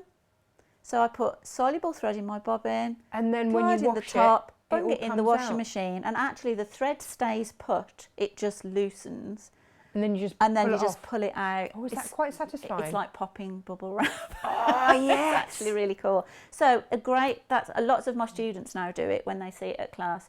Make up a couple of fat quarter, or just scrap pieces, any size, bind them, and then you can always then, if you've got half an hour, go and practice your ruler work because it really, really does come.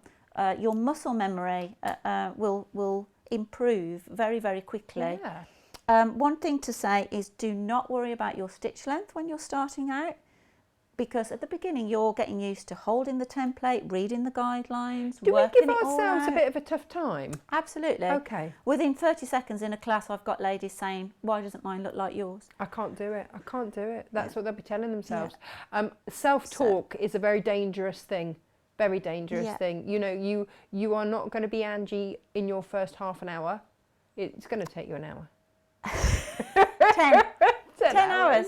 So when I was first asked to demonstrate Westerley at the Malvern Quilt Show Oh yeah. Oh, I remember 4 this. years ago Yeah. coming up, it was 4 days away. And I basically had 10 hours. I had a day and a half of playing with this new foot Before you demonstrated before to I was everyone. demonstrating it at a show. Amazing. So I know you can get there in 10 hours to look pretty, I was sore, and that's the thing I'm saying. Your muscles, because I was probably using all of that beginner's death grip at the beginning at a show for several days. I was sore. But you went with a rippling six-pack. Looking hench. By the time festival came around, 4 days straight, flat out, no pain at all. So Wow. yeah, you will be, the muscle memory will come, the stitch length will come, a bit like driving a car. When you have to think about mirror, signal, manoeuvre, all of that all at once, you think, how Just on all earth am I happens. going to do that? Ruler works the same, but when holding it and reading the lines becomes more natural, then you can start to just find your own speed and rhythm of what you're comfortable stitching at. So Christine, I hope that helps. The green thing is a Sew Steady table grid glider. It is underneath where you can watch us live on the website www.natashamakes.com. Click on Watch Live. It is down there. It is $24.95. And if you watch the show back, Angie did a really detailed piece on how to put it on your machine. And on a note on how to watch things back, on YouTube, these videos will always be on YouTube. If you search for Natasha Makes, my mum said that she had to search for Natasha Makes Live and then it comes up. Otherwise my Tilda interview comes up. But yeah, Natasha Makes or Natasha Makes Live, search for that and my channel will come up, and then you can just have it as a favourite, and then you'll always have it there.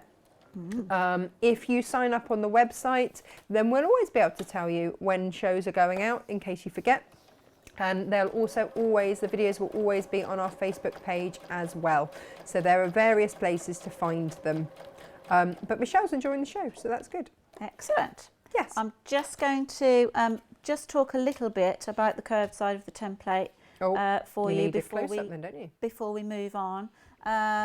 So curved side of the template, the biggest thing where people go wrong with this side, it works exactly the same, obviously. If I turn my fabric back round, you put it next to the foot and keep a little bit of pressure on it, hold it in exactly the same way.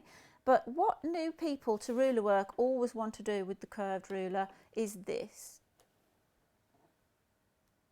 So they want to move the ruler rather than if I was twisting the fabric as well, if my needle wasn't down, they want to twist the whole. Oh. Yeah. No. And if that was your big quilt squashed, and you'd be dragging all that weight. It's a really bizarre thing. It's just what people because we've been so do. used to doing it. Yeah, pivoting the So you that's just want kind to of do their that. muscle memory. Yeah. Okay. So but no. what we do is we keep it straight, and just like a straight seam. It seems so obvious, but your foot will just follow the template shape. Oh, come on, it's going to feel weird the first time, right? And I'm just keeping my quilt square. Amazing. Yeah, but you're not twisting it round. So if I flip it the other way, Oh. get my spacing gauge, again on the curved side, so you're thinking about it travelling down just like the foot and measuring that angle to there. And then I'm going to come back and then I'll just take this out. So this makes a lovely petal shape, which is how we can make those lovely petals. Now, you see, Syl says that she bought one of these and hasn't been brave enough to have a go. Now seems Lots a good of people. chance to see it in motion. Syl, what have you been waiting for? Put the baby down. She's got a new grandbaby. She's moved in with her daughter so she can help with said grandbaby. Now is a great time. Oh, nice. Oh, hang on, let me switch it so you can... There's me having a good look. Helps if you guys can see, doesn't it? I'm having a lovely show. Not just for me. Yeah, so we've just stitched, you know, a plain rectangle there from point to point in the corner, a bit of echoing, and then just showing you how then you can stitch with the curve. We can make petal shapes. So just some basic principles of ruler work. That's fab. Okay. Yeah. So, shall I move on to a pattern? Yeah. So, just to recap, Okay. Ange, in order to achieve what you have just achieved, you need the Westerley ruler starter set. Yeah. Now, just buy one of them, high, medium, low, doesn't matter, but you email us the make and model of your machine and we'll make sure the correct one goes out to you. Also get yourself the Westerley ruler spacing gauge. Now, obviously, if you do have a sort of idea of what your machine is, then it does help if you kind of try and put the right one. Most machines, the majority of machines are low. So that is your kind of your safe one. For instance, Genome's all the way up to the model 6,600 is low shank. There you go. And from 6,600 above is high shank. Okay. Most of the brothers are low shank, you know, so that's your safe bet. And if it's anything different, because we've got your email info@natashamakes.com, then we can adjust it accordingly. there is no price difference between high and low shank. The only one that the slight difference is the high shank special, which they're very few, machines that have very that. few machines. So that starter set's slightly more expensive, about £6, £6 or £7, I think. But all of the other pricing is the same, so it doesn't really affect you. You don't need to really know which one. Let us worry about that. But And make then sure you tell us. Once you've got the correct one, of course, and so if you're ordering the spin effects, which we're going to look at in a minute, then you already know because you've got the correct starter kit and then you know what you're ordering. Yeah, once you've bought the one, then you just and continue, then that's fine, then you just buy the one. But to start off with, to do what Angie's just done, you need the Westerley ruler foot starter set and the spacing gauge. Okay, so far so good. And if you want to get the grid glider, fill your boots. Absolutely. What's next? It smells a bit strange, I will warn you. Oh, does it? When it's out of the packet, yeah. Some people said it's like mushroomy. Really? Do they have a smell? Yeah. Do they? I washed mine quite early on because it was quite pungent. Okay. So, well, that's fun. It is fun. It's like the big thick pressing mat. It's a, you know, they smell of sheep. Oh, yes, the wool. Yeah. Whereas our House of Alistair ones don't, which is always an advantage. I don't smell like I've got half a flock in here. Yeah. Okay, so I think we'll move on to have a play with Radiance, shall we? So Radiance is on the website. This is your new design, isn't it? This is from Angie. It is £6 to get the Radiance pattern. And if you want the fabric bundles, then you're getting 1.5 meters, half a metre of cafe, and you're getting 1 metre of plain so that you can make 2 cushions out of that. So where these small patterns have started from, if you like, I made myself a, well actually about a year ago, I made my little carrier to hold my templates in. So this little thing here. So do you want to show that close up? I love playing around with templates and putting a few of them together. Beautiful. So I needed something to carry my sampler set templates around in. That would make an amazing table runner. Yes, and so I designed this little thing, so it's got pockets then to hold this particular set of templates. Oh, nice. And this little pattern went down a storm because people love a small pattern, don't they? They don't always want to be making a big quilt and have, you know, a huge project. Yeah, no, it's not too over-facing, No, it's a nice weekend project, and like you say, you can adapt the pattern. Then you can turn it. You can use it as a tabletop piece, or adapt it to hold other things. So this went down really well, and I had lots of lovely feedback saying more small patterns, please. Okay. So you listened. That was because I never get time to stitch for myself. So selfishly, if I make it into a pattern, I get to stitch it for myself.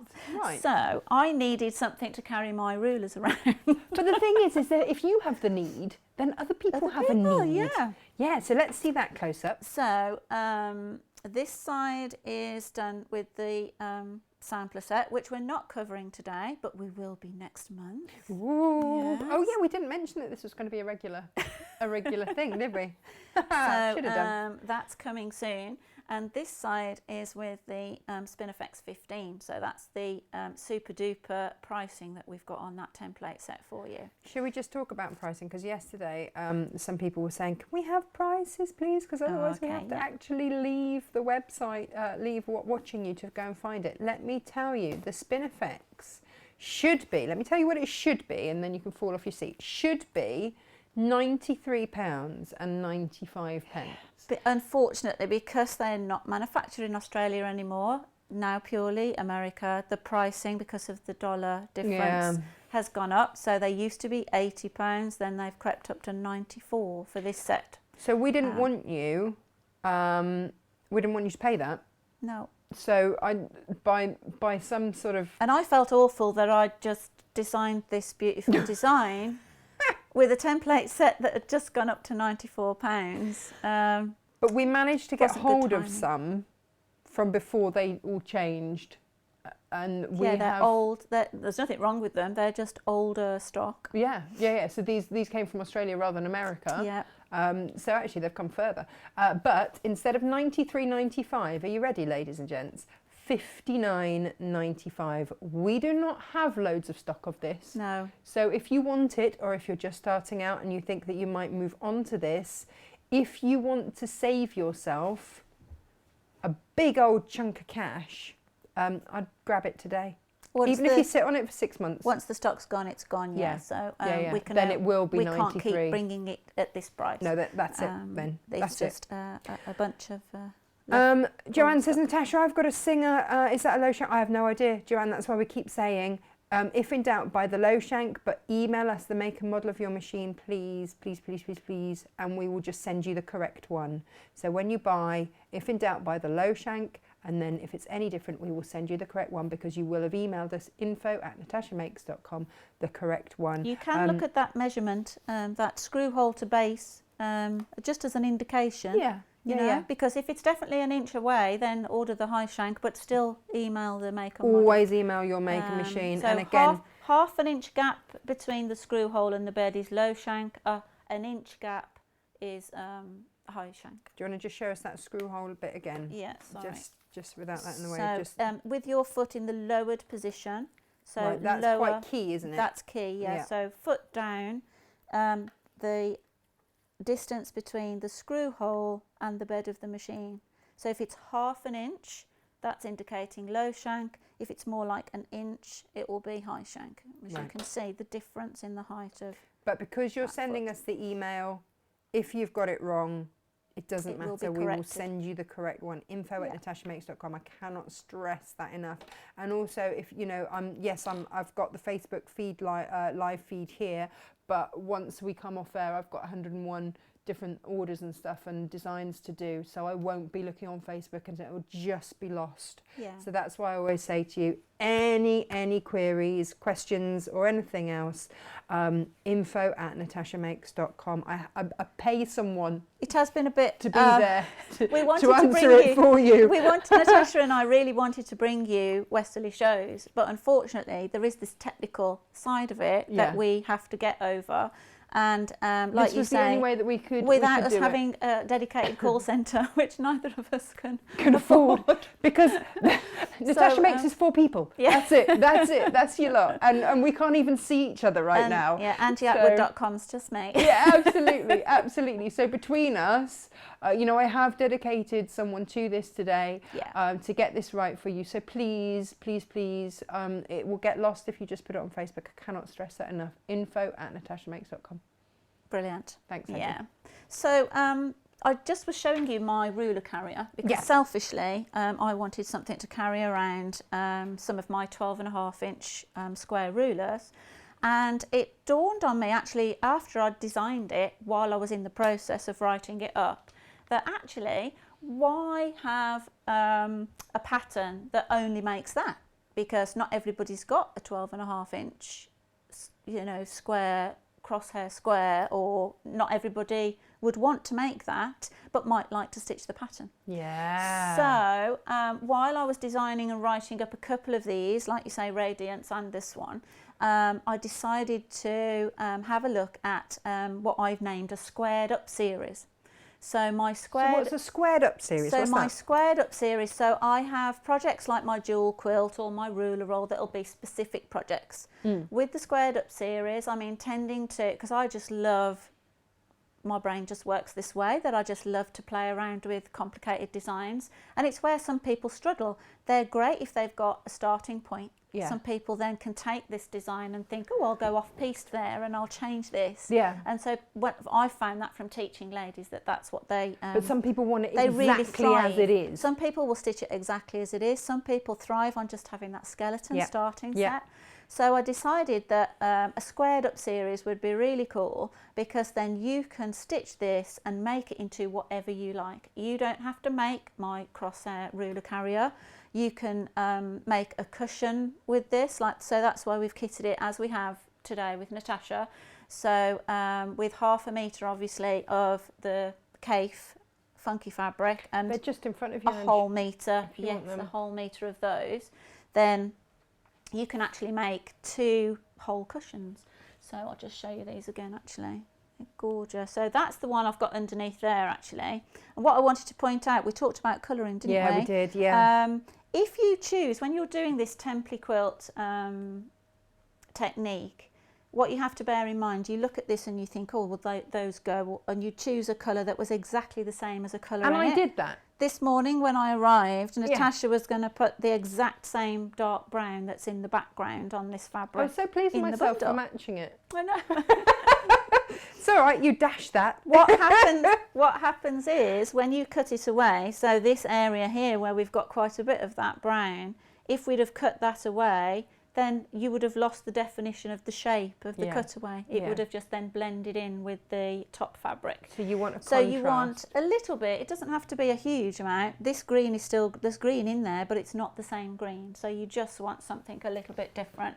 The same as this one. The one you just had in your hands, by the way, is 56 inches. That's the extra wide. That's the wider one, yeah. So I haven't changed the price. Have that on me, have that extra on me, just because, it's got a real 60s vibe, that fabric. I love it. It does. And actually the texture of it is slightly fuller than the other cottons. Oh, yeah, it's a good weight. Yeah, it's got, now I did know this. Has it got a coating?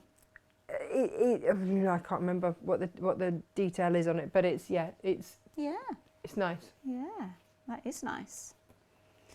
And then we've got this one again. So we've got this sort of there's purples in this design, but not quite. That's got a bit more red in it, I think. Yeah, you know what yeah, I mean? it's a reddy purple, and so it's just slightly different, so that won't clash. Because I originally put the purple with the brassica with this one. This one, and there's a lot of purple in that, so you would lose that pop of definition. Now here's the other thing. So for anybody watching that doesn't have a Westerley ruler yet, well, obviously you will have soon. But if you don't, you can just buy this fabric because you love the fabric as well. You know, there is that option as well. You know, I'm not going to go, oh no, you can't have that because you didn't don't order have a anything Westerley else. ruler. No, I'm not that mean. If you just want beautiful fabrics, just buy them and enjoy them. They are on, I believe, at a great price because I priced them this morning. Excellent. Very early on, and I'm just trying to find them. I think they're $16.99. I think, well, it's asking me to sign up to my own website. Awkward. Have I not done that? I'm pretty sure. Hang on. You got them? Yeah. $16.99, yeah, I'm right. $16.99, you've got your 3 different options there. This is all underneath where you can find us live. Watch live, it's got today's products and everything is down there. And it's on page 2, the fabrics. I'm after my other bits of paper to show you. I thought I just had them then. My squared up series.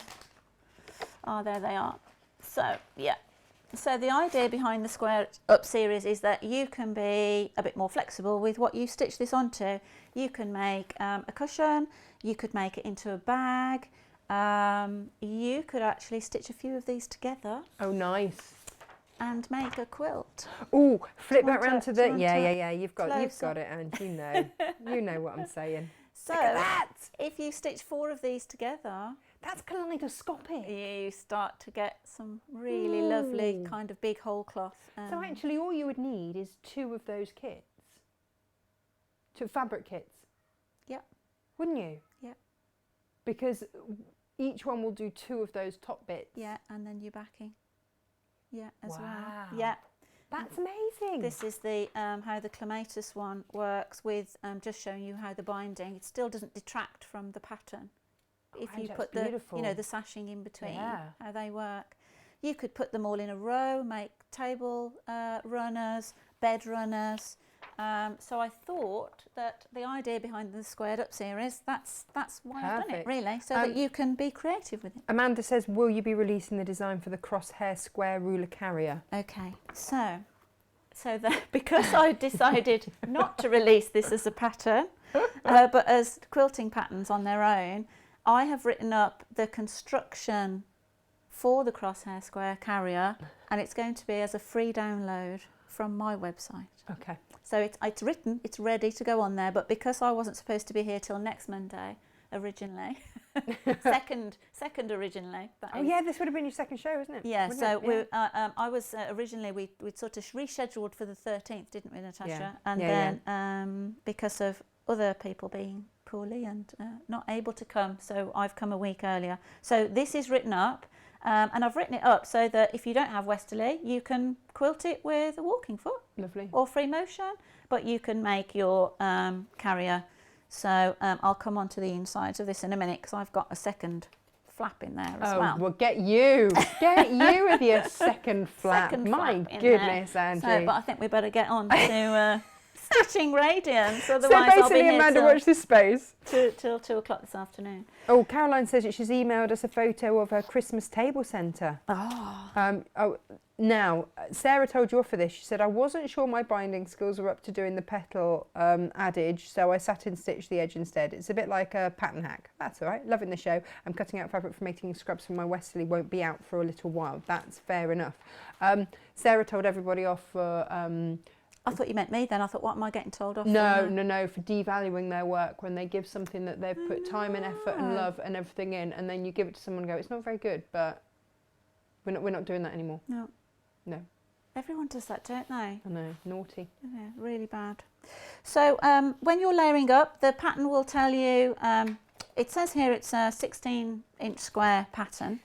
And in the instructions it will tell you all about how to mark up and how to layer up. It discusses if you're template quilting or not. Some of the information is on the back because my thought process on that was, if this is to show, it will be in a cellophane packet.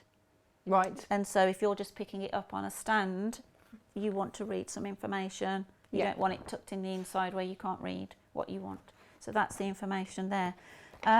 So layering up to do template quilting, for those of you that have never done this kind of reverse applique thing before, it is a raw edged applique, I'll point that out. So you may not want to use it on a whole quilt, but because you have got a raw edge, although I will come on to the fact that I'm using bonded web, which does give it a bit more longevity. Nice. Yeah. You could also stitch then around it with a decorative stitch or a blanket stitch to give it that extra, longevity.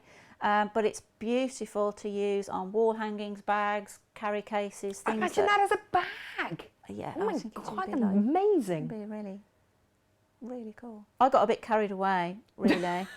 No, Angie. Stop stitching and stop cutting away with that one. It's just like, so what we've got here is your normal sandwich. So we've got a plain backing fabric and your wadding and then your funky fabric. So that's just 3 elements sandwiched as you would normally. You can spray base that, that's all fine. Yeah. And then your top layer, I've got Bonder web on the back of this. Okay, so this Hang helps. This really helps with the that raw edge finish that I was talking about. Yeah. So you don't necessarily have to have the Bonder web on. You can do it without.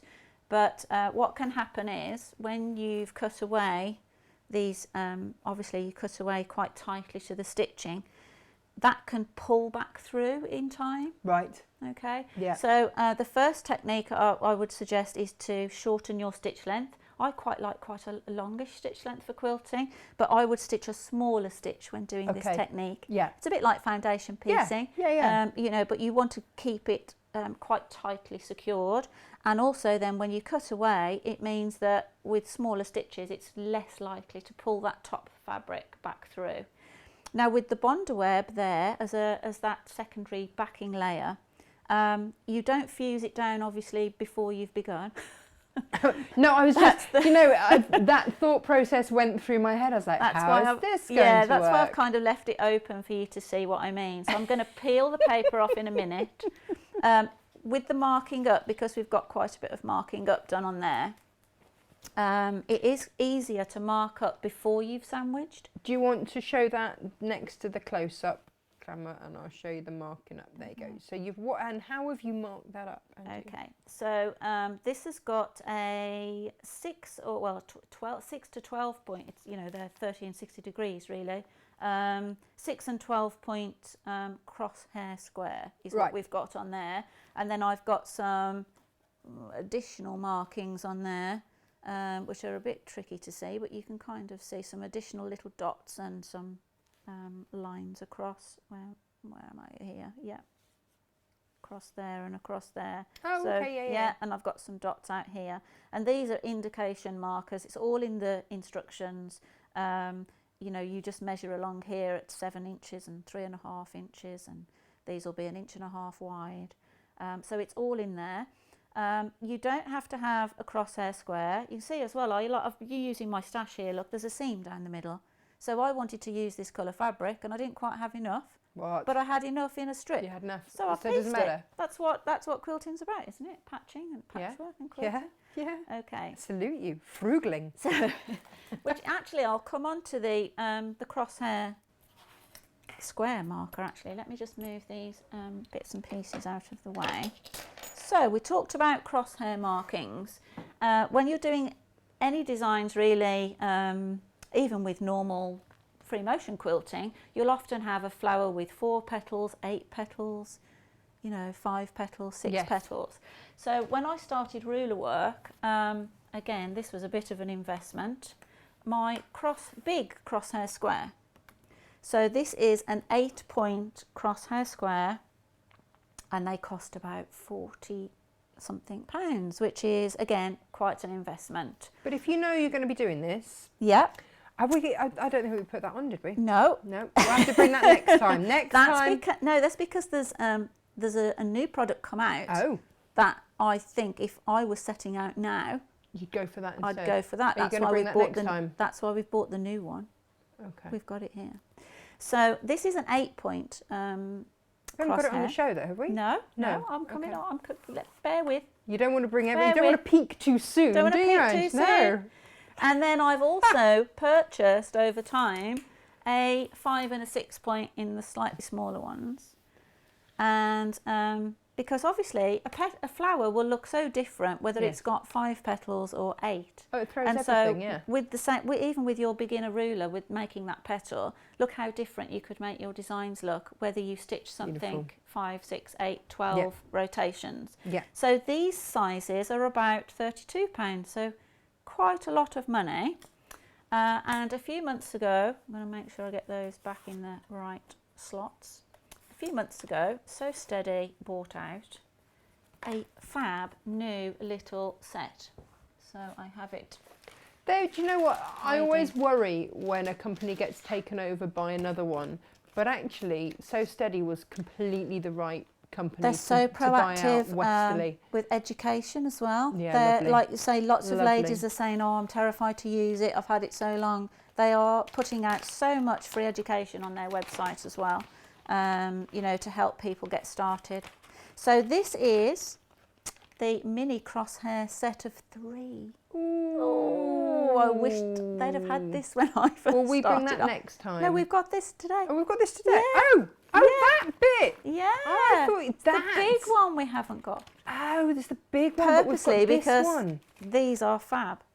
So basically, in here, I'm on the wrong page. You're on on the wrong website. page. Hang on. Oh, page 2. Mini Crosshair square set, £31.50. £31.50 If you just search Crosshair, that should come up. for all 3. That's amazing. So they're little 4.5-inch ones, Yeah. but you get a 5, a 6, and an 8. Amazing. So Amazing. for £31.50, and I will point out that I've broken my big one. What? I stupidly put it on my chair, and then Oh no. when I put it on the chair, I thought you shouldn't put rulers on chairs, Angela, and then 10 minutes later sat on it. Uh-oh. So they are quite delicate, the big ones, and you're always terrified at that price of breaking them, whereas these are much more portable. Perfect. What you can do, obviously the lines when you mark them aren't as long. So when I was marking this up, if you've got a normal patchwork ruler, of course you can mark your 2, you know, centre points. Yeah. And then you can use your normal patchwork ruler on 30 degrees and 60 degrees to mark those. It's just more time consuming. But these little crosshair squares are brilliant for, they've got the squares already marked on them, guidelines as well. So if you put that over a patchwork quilt, you can very easily find the centre of a block. Oh, brilliant. Yeah. Brilliant. Do you Because want to you show can that square on a up. close-up? Yeah. And let's have a, oh, look at that. Perfect. There we go. That's so clever. So yeah, you can just, you know, even if they don't align totally, you can get them nice and square, and then you can find your centre, obviously, because you've got other guidelines on there. The gap is quite big, so I like to mark as fine a line as possible. So if you've got a fine pen or pencil, just make sure that you put the nib in the centre, and then you might have to just angle it slightly to draw a nice fine line. These are designed for those Chaco chalk, you know, the roller. Oh, Chaco chalk things, like a lipstick thing. Yeah. But I often find if you do really get into making these patterns, you'll want as fine a guideline as possible, and they're a bit thick and get fluffed and smudged. So yeah, this is the little 5 one. So these are really cool. These are really good. Really cool, yeah. So lots of my ladies now that have even got the big 12-inch have bought these. Have they? Yeah. You've tempted them. They've been so, they were flying out of class, and I took a few to class to show my ladies. So what you'd have to do in this instance is put that on the centre, and you'd mark, obviously as far as you can mark within the 4.5-inch square, and then you would just take a normal quilting ruler and extend them. I mean, even when I did this with my 12.5-inch one, I still had to go and get my quilting ruler and extend the lines anyway. So, you know, there are instances that you're going to be able to have to do that. So it's no bother to extend them. So I think they're a great bundle to have when you're starting for that price, out. So amazing. that's why we wanted to bring them to you today. If you're starting out on your ruler work journey, or you haven't invested in all of the rulers yet like I have over time. La la la la la. It's all right, we'll show you the shortcuts, it's fine, we'll save you money really. So let's get back to this. So I've got my bundle web fused to the back, and I'm going to take the paper off at this point. If it doesn't come off easily, you just haven't held your heat on there for long enough. Yeah, and let it cool. Yeah. Be patient. Go and make yourself a brew and let it cool down, because that's the thing with bonded web. If it's still hot, it will still be sticky. So that's all on there, and then I'm going to, let's have a look at that. pop that on the top of there. Now what you don't want to do here now is spray baste. You're thinking, well, I've got to hold that in place, haven't I? Because, you know, it's not basted in any way. So you can put a couple of, a bit of hand basting. Or right. Oh, you've got a micro stitch. I love micro stitch. You know, I need to start stocking micro stitch I tools. bought my micro stitch thing, just see if I can just pop a couple in here today. I just thought this would be the easiest. Often with a smaller block, it doesn't need much at all really to hold it in place, but just put a couple. Awesome. To hold this. Oh, Helen's joined us. Morning, Helen. Do you get to know all the? I bet you're getting to know all your regular. Do you know? Yeah, followers. there are those names, and but often they don't have profile pictures, so don't know what they look. They're just names.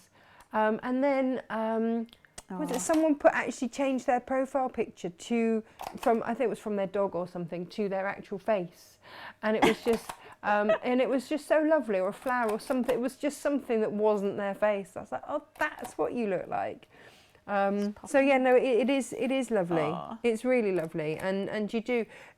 We've got a great community here at Natasha Makes, and it's really lovely. It's great because you haven't been going that long now, have you? Since the start of the year, 10th of January. 10th of January, because we started with the block of the month. Ooh. Oh, of course you did, yeah. The other thing to say is, whilst I've been sitting here, I can confirm that, of course, Good Friday, is the 10th. So we all know what that means. It's block of the month day. So you have 3 days of Natasha Makes. Wow. Because, yeah, Jane and I will be here, because I've just checked with Jane and she has been self-isolating, so she is safe to come. Okay. As I've been so lucky, you've self-isolated, Sarah's self-isolated, Jane's self-isolated, so they can all come, and that's amazing. Well, and Lucky in the beginning with me, unfortunately, I could not believe that Wayne got a temperature on the Thursday evening. I know. It's just one of those things. Why couldn't you just wait a few more days? But actually, it was lucky it came out when it did, wasn't it? So at least we knew. So I am going to have to look at my instructions, because although I've designed these and written them, I'm 50 years of age, and things don't. You are not. Things don't stay in anymore. Seriously? Yes. And people that are around my age and know what this age is like as a female will know exactly if I mention brain fog and remembering things. So you've been sitting there getting warm, thinking, have I got COVID? The night, I'm fine, I froze all day, and then the minute it's time to go to bed. No, there must be a lot of ladies of a certain age wondering, thinking they've got this. But only at night. It's not good. So I think I do know the beginning of this. But my instructions will take you through every step of the way. Brilliant. So I'm going to start off on a marking out here on a 7-inch mark that I've marked.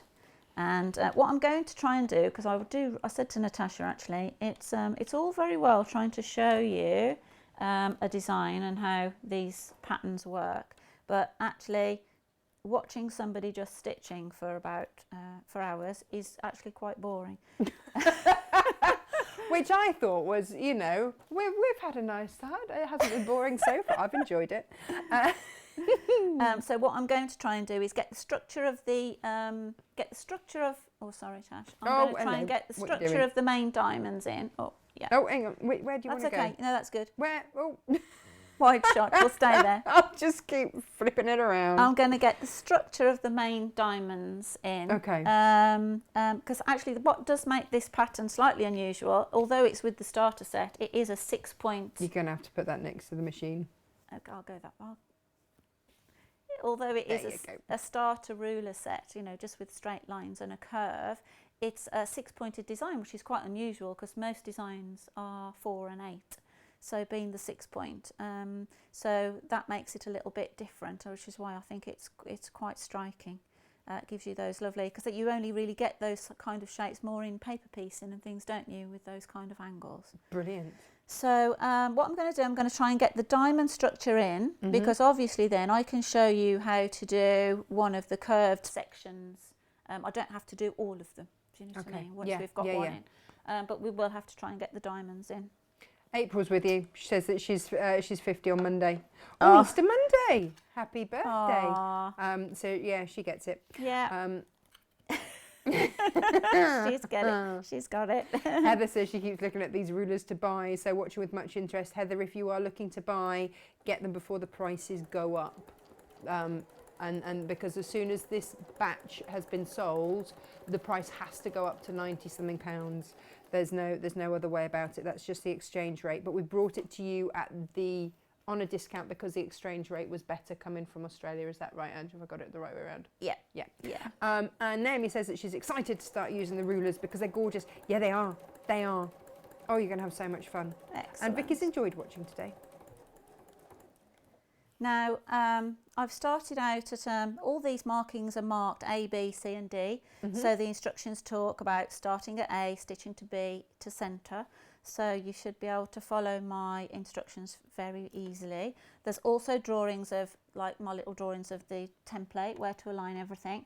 You just have to keep remembering that 1/4 inch measure. Right. So if we're stitching out to a marking, don't align your ruler straight up with it. You want to remember to squidge in that little 1/4 inch. It looks like a little alien, doesn't it, that little thing? A little thing. Get the alien out. And also, because I'm quite strict in class, when I'm teaching beginners, I don't let people turn the fabric. Oh, okay. Because I want you to try and get that into that habit of not turning the quilt, even with a 10-inch square. But if you're quilt as you go, you know, when I've got my jewel ladies and they're quilt as you go, then they love it because they feel quite naughty actually turning. Do they? Oh. They're and allowed. what foot have you got on that one? Is that one a high or a low on the... Low shank. Okay, so there you go. I've had a few people asking. So on the Dukey, on my beautiful Dukey, yeah, that is a low shank. Yeah. For that one. So you're on the DX7, aren't you? Yeah. Yeah, we decided to go with your normal little one. Do you know, we thought about bringing out the Beast, and then we thought not everybody has a sort of 2.5 gram plus machine. Well, So- even this is quite, it's not a cheap machine. Cheap, isn't it? But brilliant machine. No, I like Jukies. And I think if you are going for a fabulous machine that will do everything really, really well, it's this machine, and it doesn't have the extras that you don't bother to use. That put the price up, but they've done cheaply on other machines. You know, so they've had to compromise somewhere. There's no compromise with this machine. It's just awesome all the way around. So every time you align with your alien, is that right? Are you talking? You're back with me now. I'm back with you. Talking space engaged. Yeah. So I'm stitching in and out, taking half the thing with these patterns actually is I get carried away on paper designing. And then think, oh. And then I think, how the hell am I gonna? It's often the route, and it is true of if you do free motion quilting, you have to work out the route you're going to take across your quilt. Yes. So now I'm coming back to the centre. This might be a good one for me to show you. I can put the template either side. I could have it that side or this side, whichever's most comfortable. But I'm measuring to that centre point to come back to there.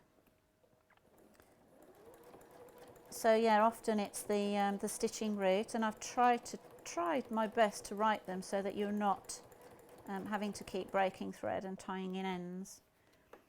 I'm coming back out to here. Actually, it wasn't very easy to. Some colours are easier to mark than others to work on. Or a little tip if you're very, very new to ruler work, and so you're going to be doing lots of practicing. Don't think, oh, this is just a practice, so I'll get some of my calico out of my stash. So why not why? Okay, so why? I always put on my requirements to my workshops, no white, cream or calico. And people are often sort of, oh, well, you know, it's just practice. I didn't want to use my precious fabrics. At the end of the day, white and cream, if I put the template in a second when I stop. if I was to put the template on a white background, so if this was white paper, you can hardly see the markings. Like snow blindness. Yeah, you don't really see it. Whereas if you work on a nice strong fabric, perfect, very easy to see. So when you're learning, just beginning, try not to work on white, very pale fabrics. Choose something out of your stash that's nice, good colour, that you can see all the markings really easily, because that will help you. And also calico, as there's so many different types of calico that actually the weave can cause stitch problems. Oh, okay. So I've had some ladies come to class and we've not understood why the machine's skipping stitches, things like that. So and it's not the machine. We've checked everything, tension, needles and things like that. And often I've said, try my sandwich, it's stitched beautifully. So you can have coatings on fabrics and things like that, and the weaves of calico can cause all sorts of issues that you wouldn't normally get if you were just normal sewing. Okay. So with this, Janet says, when you use the measure, how do you actually place it? So do you place it on the line, or do you place it, you're using your spacer to mark it? Okay, I'm going to, let me see if I can spin this around to camera so you can see perhaps the next one, if I come this way. So there's a mark here that I'm aiming at. Yeah.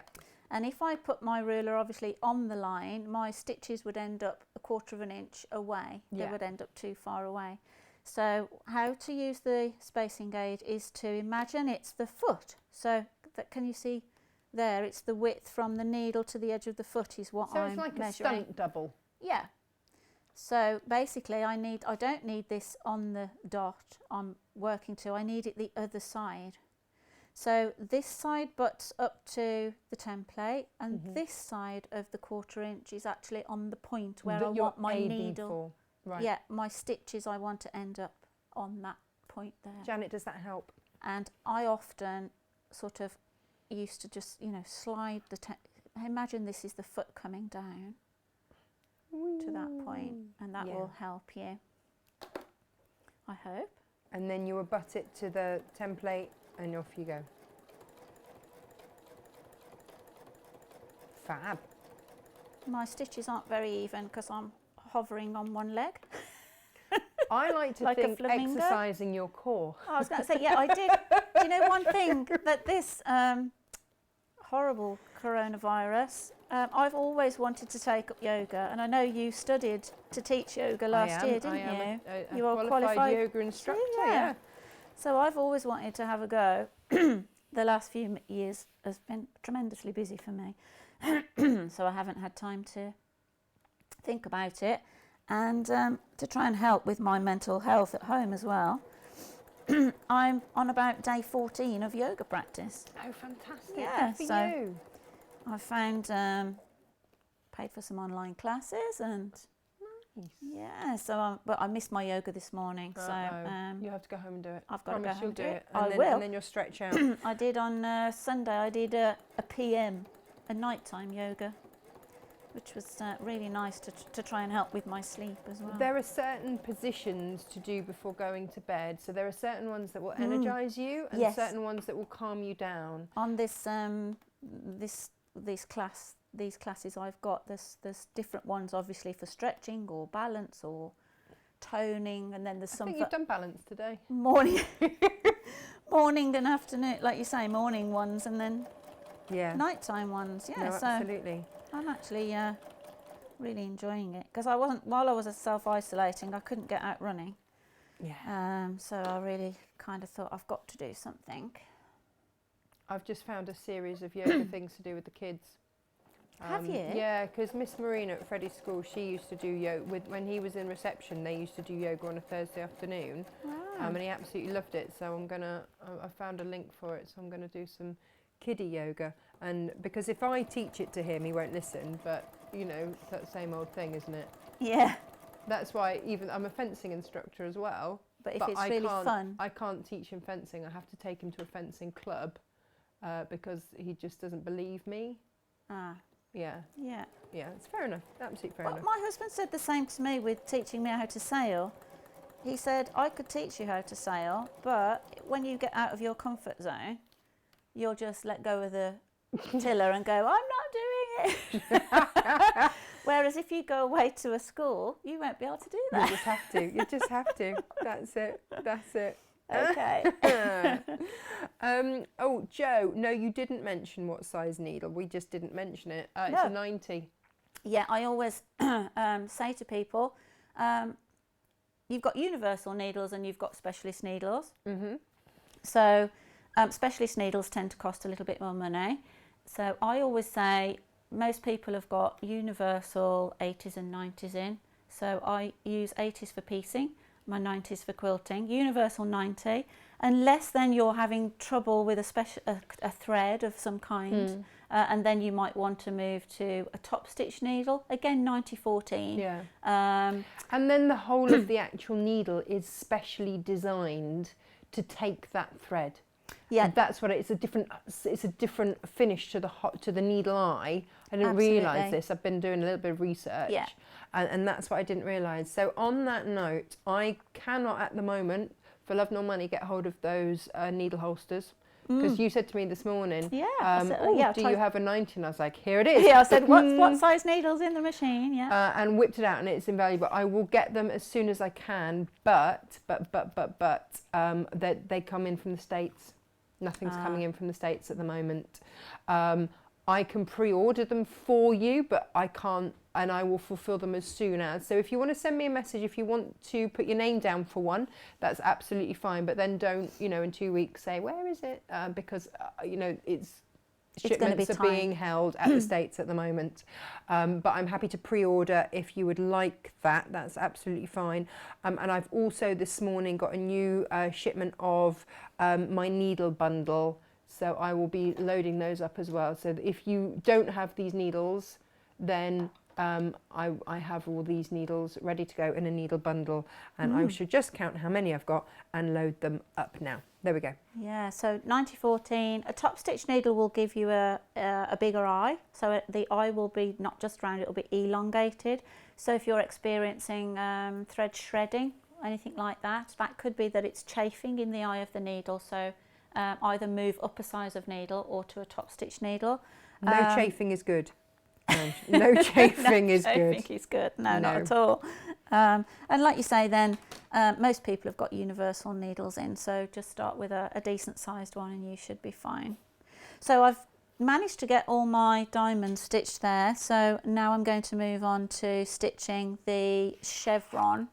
So we've got all the basic diamonds in, and now we're going to stitch this chevron with the curve in as well as we go round. So let me see which way this would be best to there you go, those needles are on. The needles are up. See if I can stitch it this way, this would be better. I have to keep remembering. I've had many a sleepless night trying to think about where to position my hands because it's very... I dream shows. It's difficult. I dream when you're, entire shows and wake up absolutely exhausted. Yeah. Yeah, ready to go.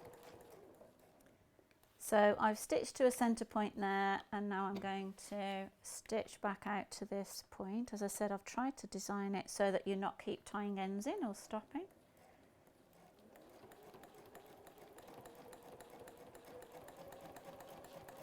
What I can do then is I can take it out of the machine to discuss any little bits. So I'm going to I'm purposely turning this around so that you can maybe see a little bit more of the stitching. Aww. Okay, so don't tell me off. All my ladies will be going, you turned your fabric, you're not allowed. Do as I say, not as I do. Yeah, exactly.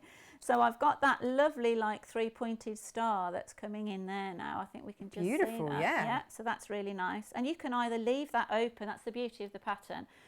It describes, we can put some more detail in here in a little while, or we can leave that open. So if you want more open, you might want to not cut away as fiddly as I've done. But now from here, so we've stitched down to there and up, and now I'm going to stitch the part of the curve on the outside.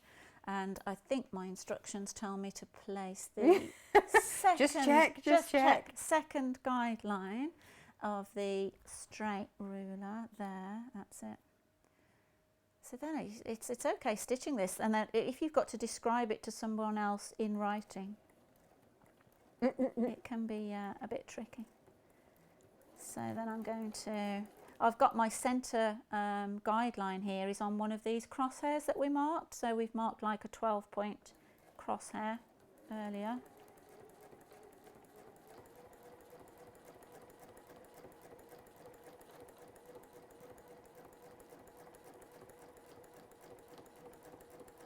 I think I've blunted this needle already. Oh, and I can hear it pipping. Oh, it could be the Bonder web, isn't it? Oh, it's the Bonder web, yeah, of course. Yeah, pipping through the Bonder I was going to say web. it was brand new. And then I'm just sorry about that. I've just trashed one of your needles. It's fine. It's fine. I've got extras because I've got my I kept one of the needle bundles for myself. Oh, good. Yeah, good. When I get through now, I'm sewing so much. So I've stitched that first curve, and I've just travelled up the diamond to the tip a bit. And what I'm aiming to do is now align the curve, the outside of the curve, on the line I've just stitched. And that's going to give me my 1/4 inch echo. Nice. Does that make sense? Yes, yeah? yes. Because it's just the width of the foot. And then I can stitch back.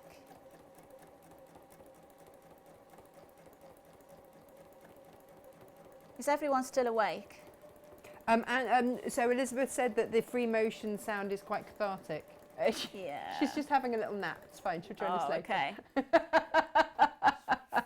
But I don't think that's anything to do with what you're doing. It's just the sound of the machine.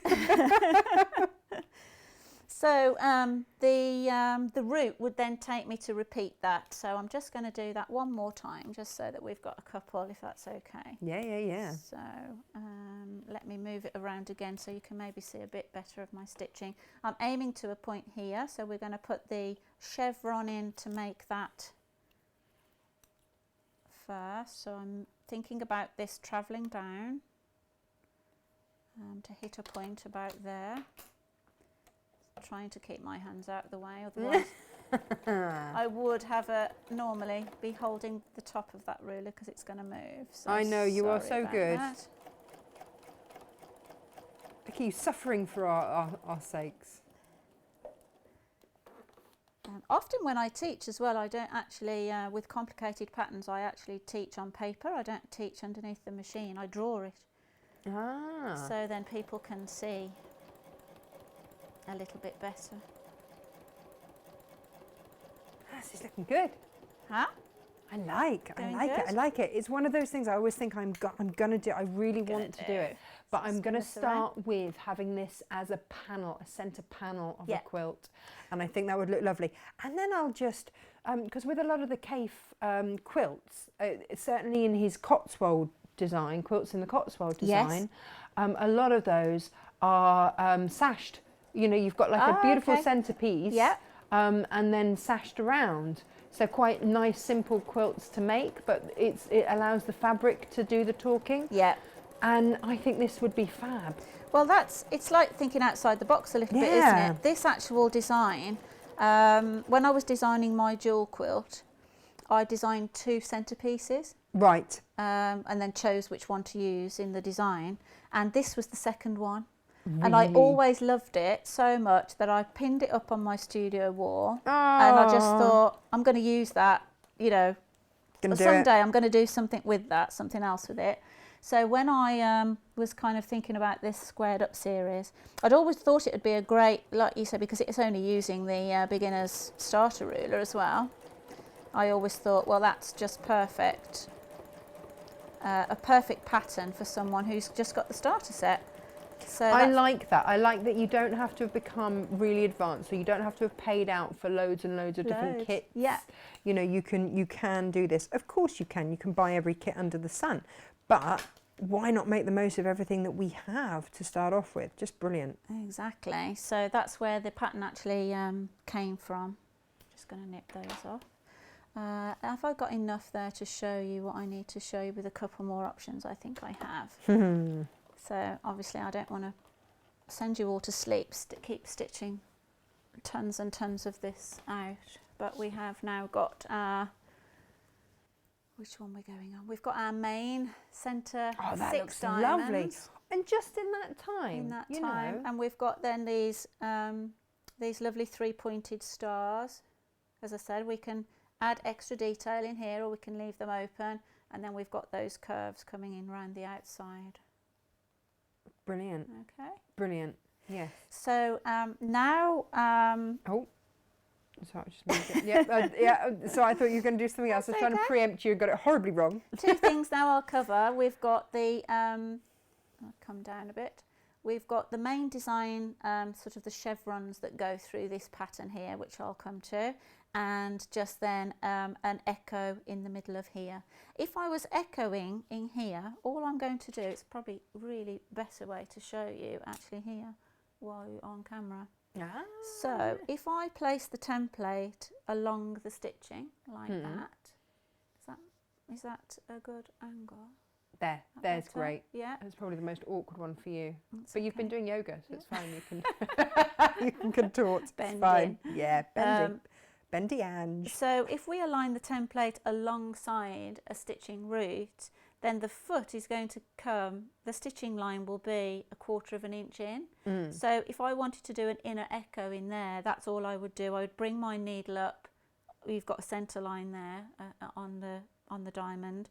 Bring my foot up on there and just stitch along there to the centre line again, and then we would reposition, pivot the template around and just do that to get a 1/4 inch echo, if that makes sense. Perfect sense. Easier to see than underneath the machine, I think. All I'm going to do now here, because we've got these chevrons, this one. Find a bit, any bit. There. So because we've got these sun rays going out, and this little inner, this little band creates like an inner circle in the design. Yeah. So now I'm going to, I think I'll do that. And to get the spacing here, I'm just going to use my 1-inch spacing tool. So I'm going to mark an inch, a scant inch from the middle there, either side of that centre mark, and then 2 points either side as guidelines, and just put some guidelines into stitch 2. So I'll just do that a second if you'll bear with me. I did bring my pencils with me somewhere. Okay, where's my spacing gauge? Oh, no, it's white, so you can't lose it. No, I've got it. I usually do have it round my neck, but you never know with the microphone if, like, Yeah, if it's I going had to my clunk. my lovely gold Westerley ruler foot on this morning, and Oh yeah, no, I took didn't it let you have off that. because of the microphone. Am I marking the inner line or the outer one? Let me see, the inner one. Check my own instructions. No, but this is good. Life has happened in between writing Oh, that. I can never. When people say to me things like, "Oh, how much fabric do I need for jewel?" or "How much binding do I need for that?" I have to always look it up. I'm one of those people actually that I can, to pass an exam, I can really sort of swap down and learn really quickly, but I don't retain it if I'm not using it. I think most people are like that though, aren't they? I don't know, my husband's the opposite because he's dyslexic. It takes him longer to learn things, but once it's in, it's in. Yeah, you see, it takes me longer to read things, but if I've taken the bother to read it properly, it doesn't go anywhere. Yeah. But I have to, and I can still remember my pages from my GCSEs because I used to Wow. do everything so colourfully. Yeah. I can still remember them. So I used to remember the page and the information on that page because of the colours. Wow. That's the weird way my head works. Yeah. Yeah. Gosh, no, I'm not. I don't retain info like languages. I can learn languages really quickly if I'm in a country using them, but the minute I've left, it's gone. Oh no, that's fair enough. That's fair. You'll just have to go back. Yeah. That's a great excuse for travel. So I've done my markings there. I'm just going to check. I'm going to do a simple curved one, I think. Now, Sarah's been asking, she says hello, by the way. She said that she did one of your workshops, and so she says say hello. And she's asking for the prices of the rulers. Which rulers? We've got the starter set, which are $56.95. Oh, no, that's the special. That's the high shank special. That was the only one that wasn't $49.95. Yeah, the high shank special. Yeah. Otherwise, all of the starter ruler sets are $49.95. We can, again, that's a price we cannot hold. Once they have sold at that, they have sold. The Spinifex. Oh, this is the other one, isn't The it? Spinifex is the big saving. Yeah. And that's $59.95 as opposed to $93.95, Sarah. Okay, so that's your big saving.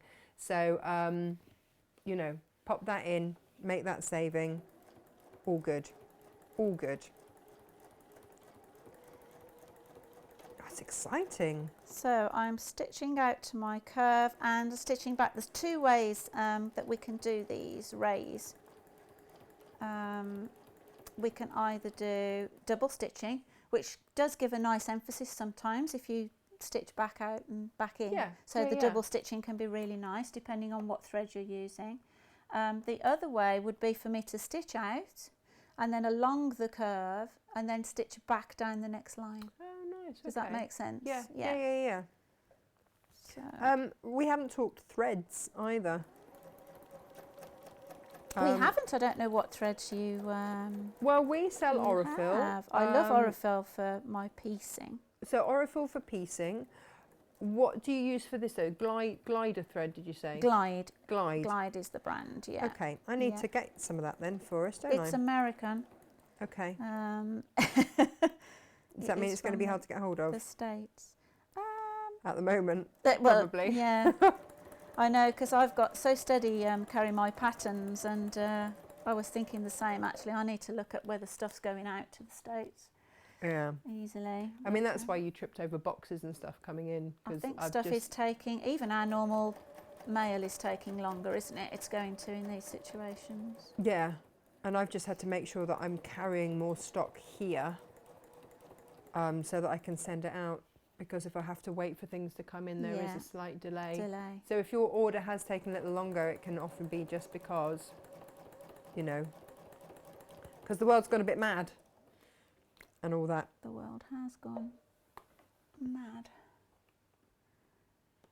So Very always strange using times. that spacer. You ca- yeah. Yeah, can you see how much it's always in my hands?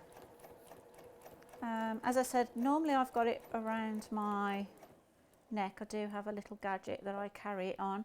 Otherwise, if you've got like the top of your machine is a great place to pop it, because you're always sort of looking for it around here. You use it. So if you always put it on top of your machine, that's a great. Yeah, but you see, that's like glasses. I always put them on top of my head and then, you know, forget. Yeah, like I've had mine on the top of my head all morning. I know. Okay, let me take that out a second. And I'm just going to stitch that echo that we spoke about, and then I might show you some template quilting. Yeah. We do that, that would be good. That would As be I say, lovely. because otherwise, this design, I remember when I stitched it, it takes me about 4 hours to stitch it out. So you really don't want me here still stitching this out in all day.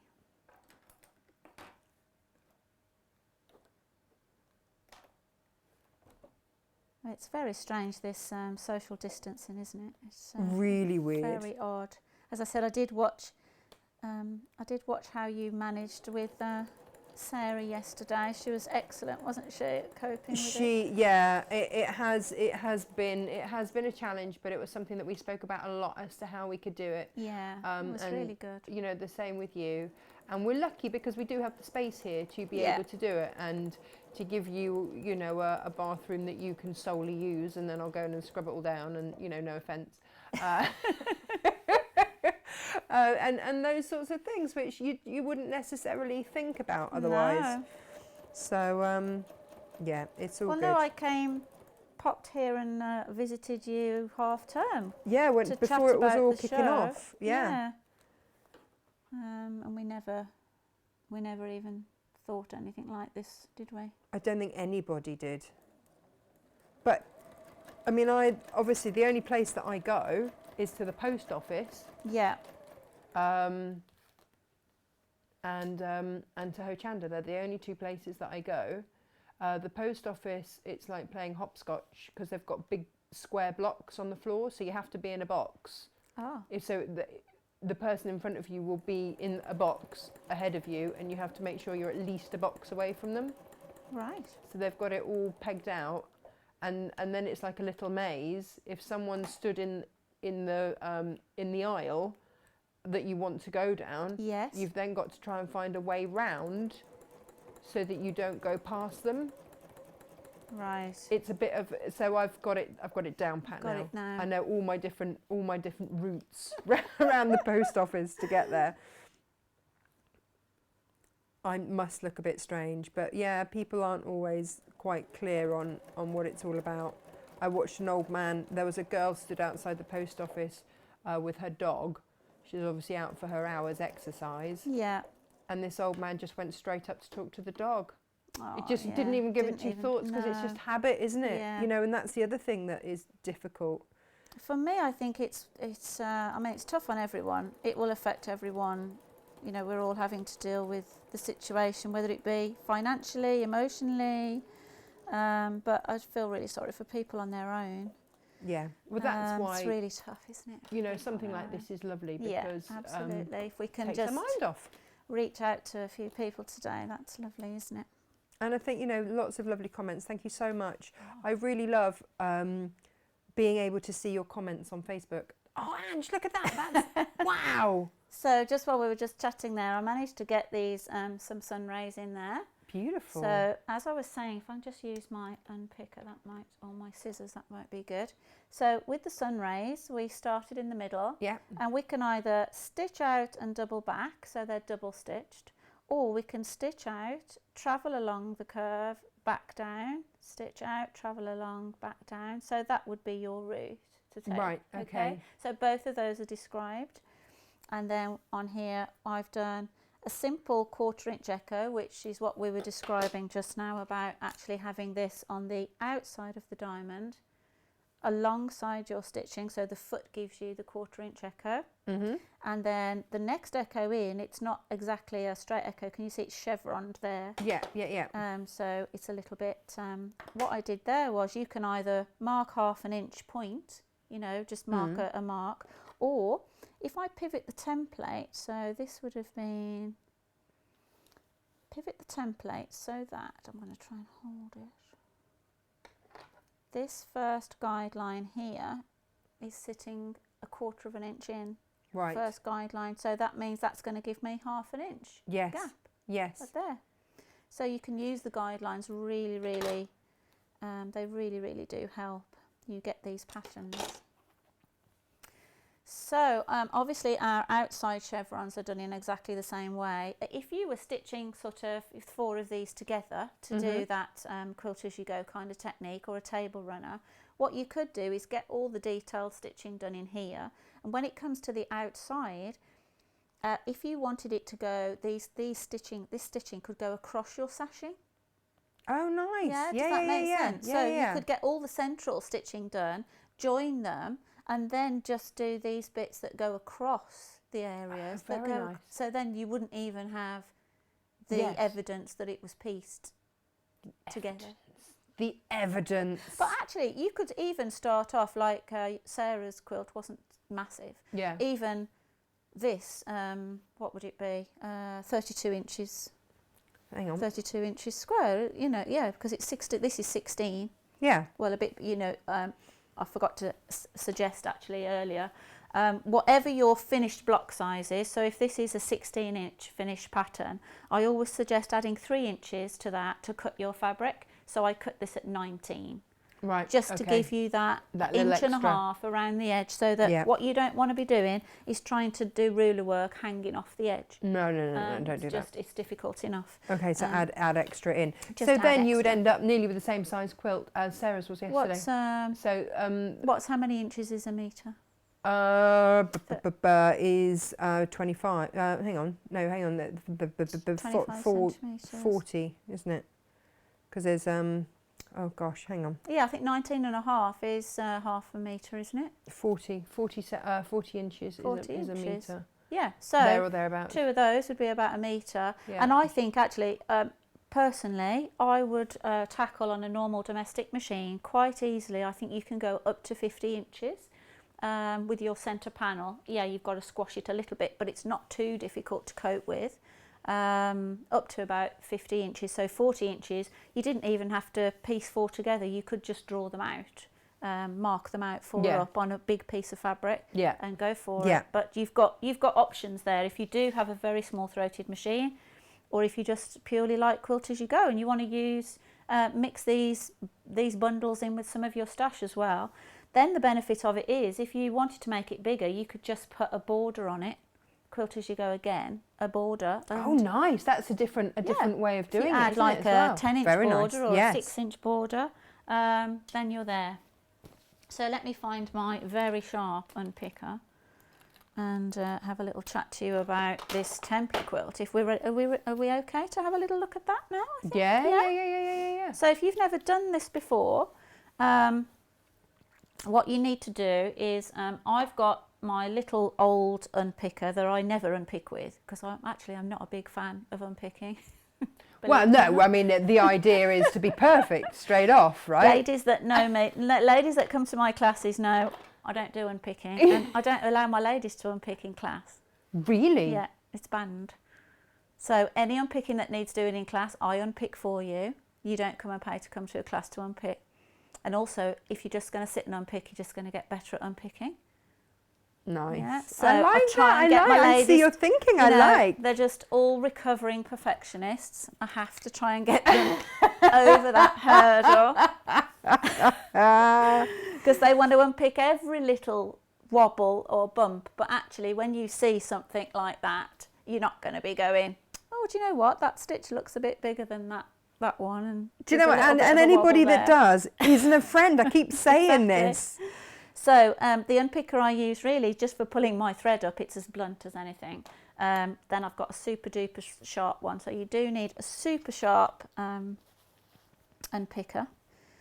And what you're aiming to do is, I'm going to unpick. Do we want to go close? Do we need to go close up on this, Ange? Yes, let's. Go on then. There you go.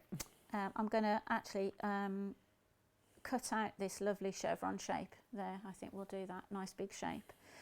What you need to do with something very, very sharp is to just literally catch that top layer of fabric, right, and put the tiny slit in it, because that's the most scariest bit of the whole process. Ooh. Because if you've dug too deep and you've slit into your underneath one, it does happen. I've done it a couple of times on mine, and I've just gone in there and put a little bit of bonder web underneath just to, secure it. So don't worry if you do. So don't throw it all. Don't throw it out of the window and think it's all shot forever, but you just want to slit it and then think, yeah, that looks like that's just through the top layer. Then when you're through the top layer, obviously cut away a little bit more. If you've got bonder web on the back, it does feel a little bit weird, so you can fiddle around with your scissors and just make sure you're only ever cutting through that top layer. So once you get it a bit more open, I tend to start in a central point and then I'll cut back to, let me try and bend to show you this. I seem to remember you introducing me to the wonderful world of duckbill applique scissors. Oh yes, I meant to bring those Would today. they work here? I do have duckbill scissors. I meant to bring them with me actually, but they could be good for bigger areas. But not for this bit. But it depends on how small a pieces you're cutting, and also I think your own hands. So the duckbill scissors, I've got the lower blade is like a semicircle. You might have, if I'm just trying to describe it on here, like a semicircle, and it's so that you can't jag. That it's a blunt bottom, so that you can't jag through to the underneath layer and cut through. If I show you my 2 pairs of scissors that I'm using here. These my old stalk scissors are brilliant because Ange, well look what we've got. I was going to say, you've got lovely. There you go. You've got stalk scissors in there, and they're pretty ones. Really pretty ones. Rainbow. Yeah. They're $24.99 for all of that, by the way. I managed to get them at a really good price. And some pins, gorgeous. That's like that petrol. Yeah. Petrol colour. And I use my version of those scissors all the time. I find with these that they cut sharp to the end, but actually the ends have got a little bit of rounded on. They're rounded so slightly. it's not going to pierce through everything. Whereas these ones, you can actually see the blade on them. They're super sharp on the outside as well as the inside of the blade. So I have to be super careful if I'm using these. These are quite dangerous to use. So you want something as sharp, tiny and sharp to cut, but if possible with a slight round. So in that case, the ones that we've got today are perfect. They'd be really good, those. Well, what luck. Diddy ones. What luck. And I just find, I do have duckbills, but I find them, they hurt. What you want, you're doing a lot of cutting out here. Yeah. They're quite heavy, and they can, you will get an indent in your finger. Yeah. You know, if you're sat. It's going to happen. We all get, you know, we have to suffer for our craft, don't we? Yes. And what I'm doing now is obviously just aligning, butting that blade of the scissors up as close as I can to my stitching. As close as you dare. Ooh. You don't have to cut, obviously, this close. It's your choice. Okay. But we've got some nice reveal going on there. It's beautiful. This is the really fun bit. It's actually quite something trying to decide which bits to cut away. This can be... I've got some... Is it down to choice which bits you cut away, or have you specified? No, I haven't specified at all. So you could stitch it and cut it differently each time. Wow. Yeah, so again, it's got legs, the pattern, because you can make it look so different. As I say, in the pattern we've got extra detailing in here, but this time I've decided to leave it more open to reveal more pattern. Am I showing this okay? Yeah. Yeah. Trying to bend over, getting my face in.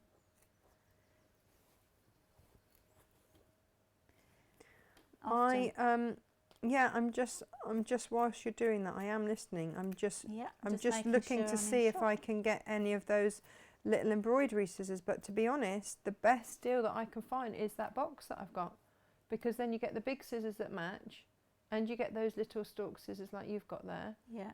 And the thimble and the pin. Yeah, can't better that right now. And then you can just go back in and tidy little areas up if you feel that you could cut them back a bit closer. Should really have put my glasses on. Oh, now you say. For this, shouldn't I? For this now you say. That's fine. Snipping away. Yep. Yep. Yeah, don't do this anywhere that you don't want to get fluff everywhere, because it really works well if you can just give it a good shake. But there we're revealing. That looks amazing. So I love it. I absolutely love it. Excellent. And then, like you say, with the chevrons, you could choose, you know, whether you leave those two and cut away the big bit in the middle. You could stitch more chevrons in here. You know, I could have that stitched in again. So I could leave that. The thing is, you might find that narrow band quite tricky to snip away. Right, so if you find that really tricky, then you want to, that's what I'm saying about, you've got options to stitch as many or as little. I needn't have put that chevron in. So I could have cut the whole of that diamond out. Wow. Or I can put another one in, you know, and do alternate ones. So that's really amazing. Yeah. And then after you've decided to, you know, after you've cut away everything that you're happy, you know, cutting away, and you're happy with the design, then that's right at the very end. That's when you'd fuse. Okay. Fuse the bond right at the end. Right, so don't do it until, because then that's going to actually fuse the bond web. Will be underneath all these stitches. Yeah. It'll be underneath all those, and it will secure all those little bits underneath the stitches, so it'll prevent it from unravelling over time. Oh, show it to the front, let's see that. Look, I haven't stitched it all, but we've got sort of the main structure in there, but it's quite a powerful, you can see the power of just that one cutaway already. That is amazing. I am enjoying that. Beautiful. Yeah. How utterly gorgeous. How we're doing. So we could move on to the other pattern now, I think, shall we? Yes. Is everybody happy with that? I think. Yes, yes. Yeah, because obviously you just repeat this around the segments. Brilliant. Yeah. Brilliant. Is there much to show on the other one? Well, we can. That clock is an hour out. An hour out. Yeah. It's 12:30. Yeah. It never is. It is. Oh, I asked you if there was a clock this morning. You didn't tell me it was an hour out. You just No, said, I did. Did you? Yeah. Okay.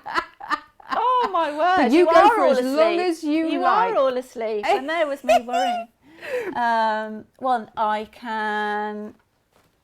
No, you go for as long as you like. There's no time pressure. That's the really nice thing. If I stitch the centre, I'm going to just stitch the centre. Yeah. Because then it will show people the lovely Spinifex 15. Yes, let's do that. I think we have to show the shape of It would the be rude not Spinifex to. 15. If I squeal, it's because the cat with the really sharp claws has just come to love me. Oh. So as I said, Clematis, the second pattern. Ow, ow, ow, ow, I ow. do apologise to everyone. Wake up. What are you apologising for? You weren't to know that my clock's all over the place. Oh my word. I don't know how to change it. It's been like that since the... Oh, but it's a lovely sun. If it's a lovely sunny day and I'm preventing you from going in your garden, I won't be too much longer. No, That's the trouble, isn't it? It's the time does go really quickly. I was just looking at that thinking, oh, I've got half an hour now for the last one. And we're half an hour over. It's all so good. these are the two Clematis patterns. They're gorgeous. Okay, so this one, this one is the simplest. Right. And that side is just quilted. I've just got some gold thread on some blue Oh, there. should we show that gold on blue? Because Yeah. that's ever so pretty. Yeah. So if you don't want a template quilt, obviously you don't have to. So is template just the cutout design? Is that what you mean when you have a... Yeah, the template quilt name, Leonie West, when she came up with new things, she wanted to always include her name, the Lee bit of her name. Oh, I see. So the template quilt is purely her own name for this reverse applique technique. Right.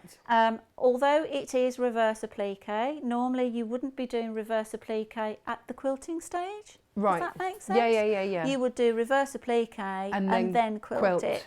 Yeah, so it's a little bit of a so funny, it's a roundabouty... it's a little bit of a dual aspect thing. No, I'm with you, but I'm with you. often you say template quilt to people and they haven't got a clue what you're talking about, That's which is fair why enough. I always say reverse applique technique. Okay. This one is the easiest one of the patterns because we've got quite simple spin effects going on in the corners, in the centre, at the sides, east, north, east, south, west, and then we've got this lovely decorative double stitching going on. This one is a little bit more complicated because we've got 4 rotations of the big petal, there to the north, east, south and west, and the ones to the corners, they don't have tips on them. They make these little petals instead. Can we show that close up? Because Sorry, yeah. we can get...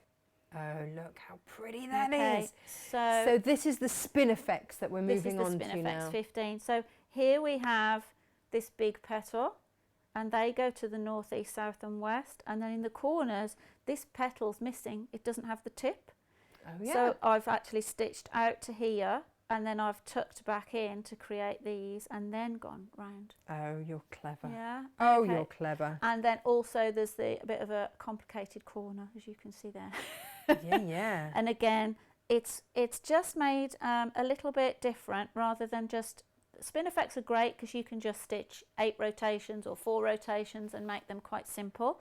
Or you can do more intricate stuff like this where we might only be stitching round part of the template to change the design Do you up. know Does how that make lovely sense? that would be for just a coaster?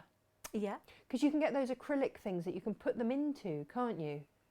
Yes, yeah. So then you wouldn't get coffee stains on your beautiful work, Yeah. but you Or, would get to see it. That eau de coat. Eau de coat? I Yeah, was eau going de to. coat I would- was going to look to eau de coat this actually. I've got some eau de coat if you want to try it. I was going to send for some from my supplier to try.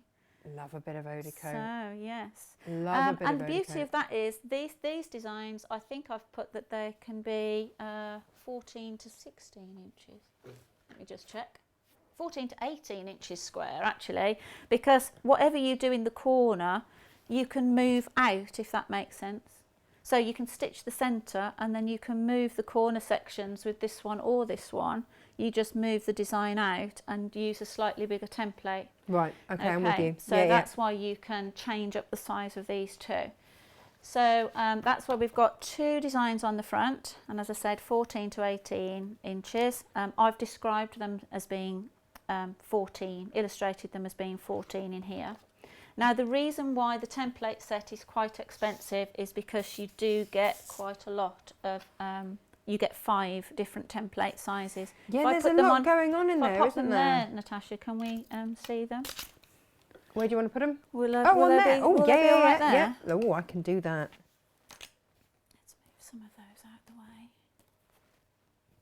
way. I like these ones. I really like these ones. Okay. Well, I like them all. Well, for me, they're an absolutely gorgeous shape. It's really quite, it's like a spade, really, isn't it, from a playing card? Yes, it point is. Of view. Yes. But could you make a heart out of that as well? No, not really. Okay. You can make a heart out of feathers.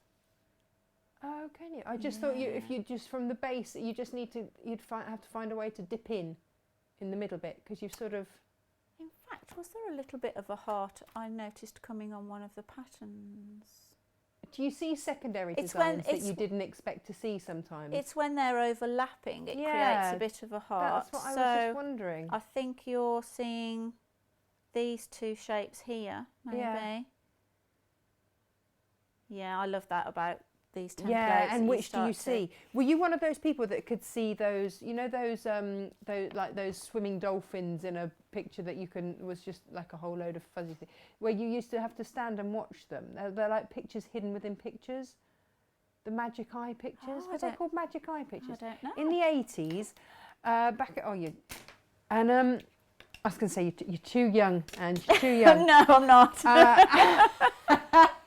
I'm used to having Josh and SJ here and referencing something and them just looking blankly at me, and I'm like, oh, where's someone my own age? Come on. And but it was Pigeon Street the other week, and then everyone sent me the YouTube link to Long Distance Clara song, which I played SJ and Josh because they'd never heard of it before. But yeah, no, it's and so there was things hidden in the picture, and only some people could see them. Yes, I kind of get what. Yeah. Yeah, Well, I couldn't couldn't see see them them. vividly. I just went cross-eyed. And I couldn't see it, but I do love secondary effects and secondary patterns that you get with quilting. Was where I was going with that. I teach a lot of that when I'm teaching with just like the starter rulers and the sampler set of like, okay, this is a clamshell, but look what else we can do with it, or like feathers, what like, you know, we can wring out hearts out of feathers. Yeah, there used to be a time when you could say, "Can you tell what it is yet?" But you can't say that anymore. Yeah. Yeah. Yeah.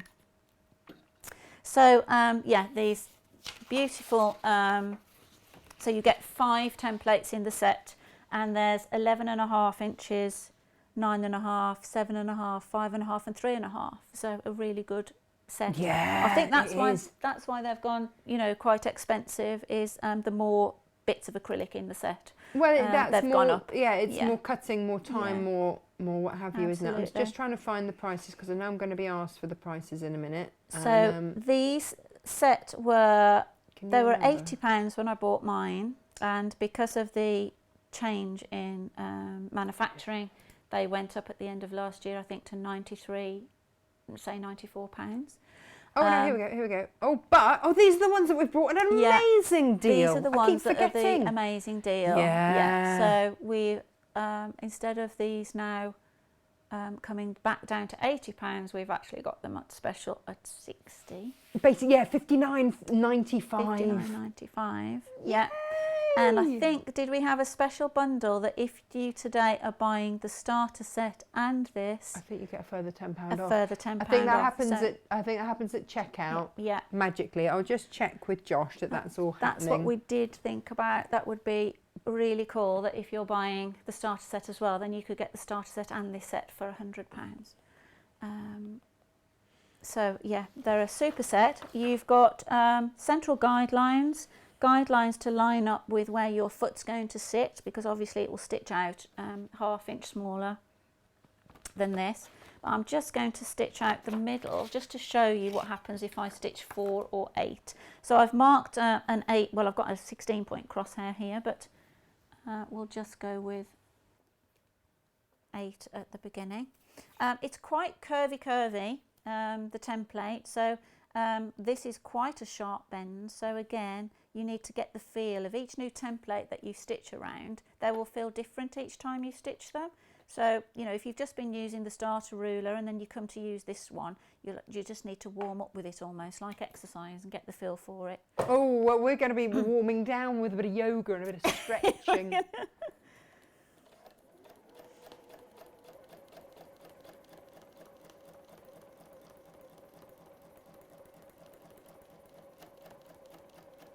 I'm so pleased that we could bring that deal. We did have a big long chat, didn't we? Yeah. About pricing for this, because we wanted it to be affordable and yeah, just the best that we could for you, because then the price is going to go up. We can't help that. So if you can, even if you're just starting out now, get it while you can. You will use it because we're going to make you, because we're going to do this regularly, aren't we, Ange?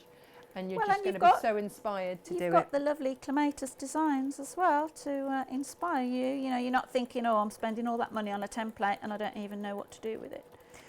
The education's got to go with it, and I feel quite passionate about that. I think, you know, you're a great educator. I've been an educator. It's important, really important. In the set, this is what the packet will look like, actually. So that's showing you a simple rotation of 8 on there. And how beautiful the shape appears then, because it's got all those inner petals happening as they overlap, do you see? And then you've got some instructions inside which will show you if you stitch different variations, because you can stitch it pointy end out or pointy end in. Yeah. So that will give you that's awesome. even more than, you know, than the 2 designs, if you happen to like my Clematis. Everyone should like your Clematis, quite frankly. Oh yeah, I did show you that bit, didn't I? Yeah, with the yeah. 4 of those. But it looks like some kind of amazing mosaic floor. It's just incredible. Quite nice to do.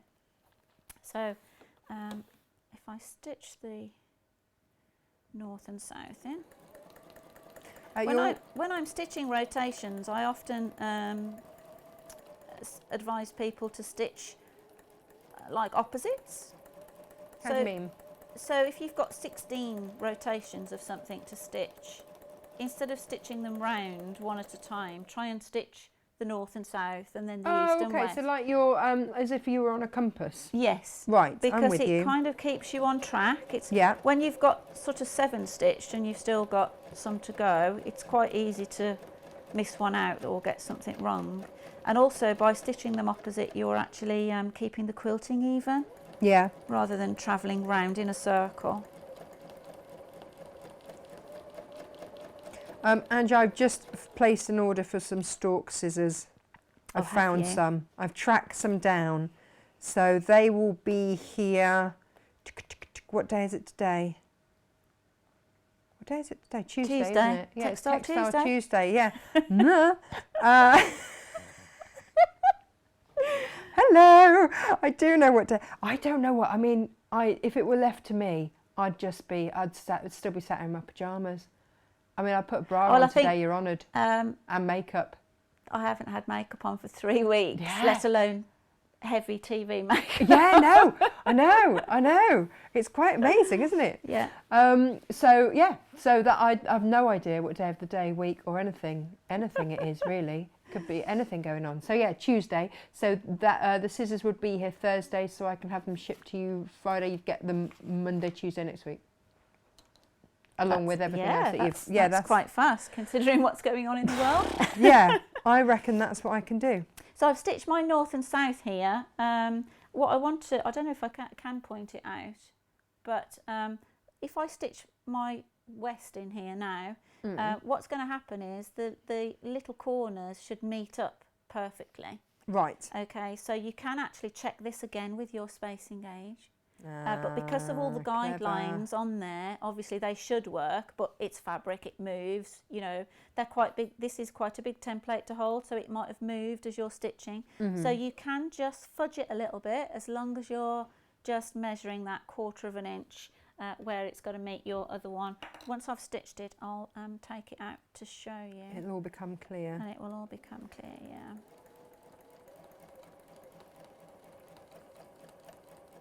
Hopefully.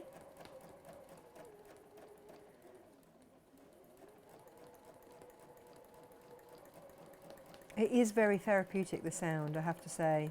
Well, this is, some people have their machines, a lot of the American demonstrators actually have their machines running a lot faster than this. But to me, you then have to have the fabric moving faster because you're just going to get tiny stitches. Right, yeah. You know, so we're not moving the fabric very fast. So, and this is you'll find your own rhythm. Everyone will find their own rhythm of what speed they like to stitch at. Some templates I stitch faster, some slower, depends how much concentrating you need to do. And then I just spin this around and line it up this side. I'll just stitch 4 of these to show you guys, and then I really appreciate how long everybody's been here today. Do you know what? I've thoroughly Can't enjoyed believe myself that was today. an hour out. Really enjoyed it. Oh, good. But I think that's the thing, isn't it? You kind of lose yourself in it. I had no idea it was that time. Well, I know, but it's because it's having a nice time, isn't it? I remember when I came to chat about the show, and you said, "How do you feel about doing a 3-hour show?" And I kind of looked a bit horrified. Yeah, you did. And here I am, testing that. Testing that theory. Testing that theory for you. But that's a nice thing. We're not controlled by anything. I did say this morning, didn't I? We're working for 2 hours. You know, what's the plan and schedule? And you said there is none. It's a good job. There isn't, because Good job. I think that with something like this, it can't be rushed. You know, and if everybody is sitting at home, and also from my point of view, if you are being generous enough to buy through us, then our obligation to you is to give you the tools to allow you to use these properly. And if that means 3 hours a demo, it means 3 hours a demo. You know, it has to be fair. It has to be fair. If you've chosen to buy through us, and I appreciate that massively, this is the very least that we can do for you back, you know, is to teach you how to use the things so that you don't just sit with them in the cupboard. And Get them out, ladies, get them out. If Natasha dares to invite me back, then anything that you want me to cover next time, just message in and we can look at that too. But this is just 4 rotations. Isn't that beautiful? And so you can see when I place the template over there.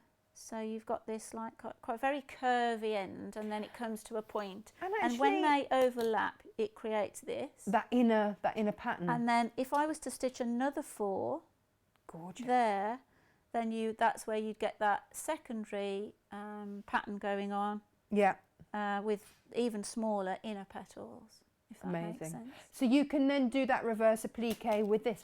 So that's what we've got there. Oh, wow. So that's 8 of them in the middle.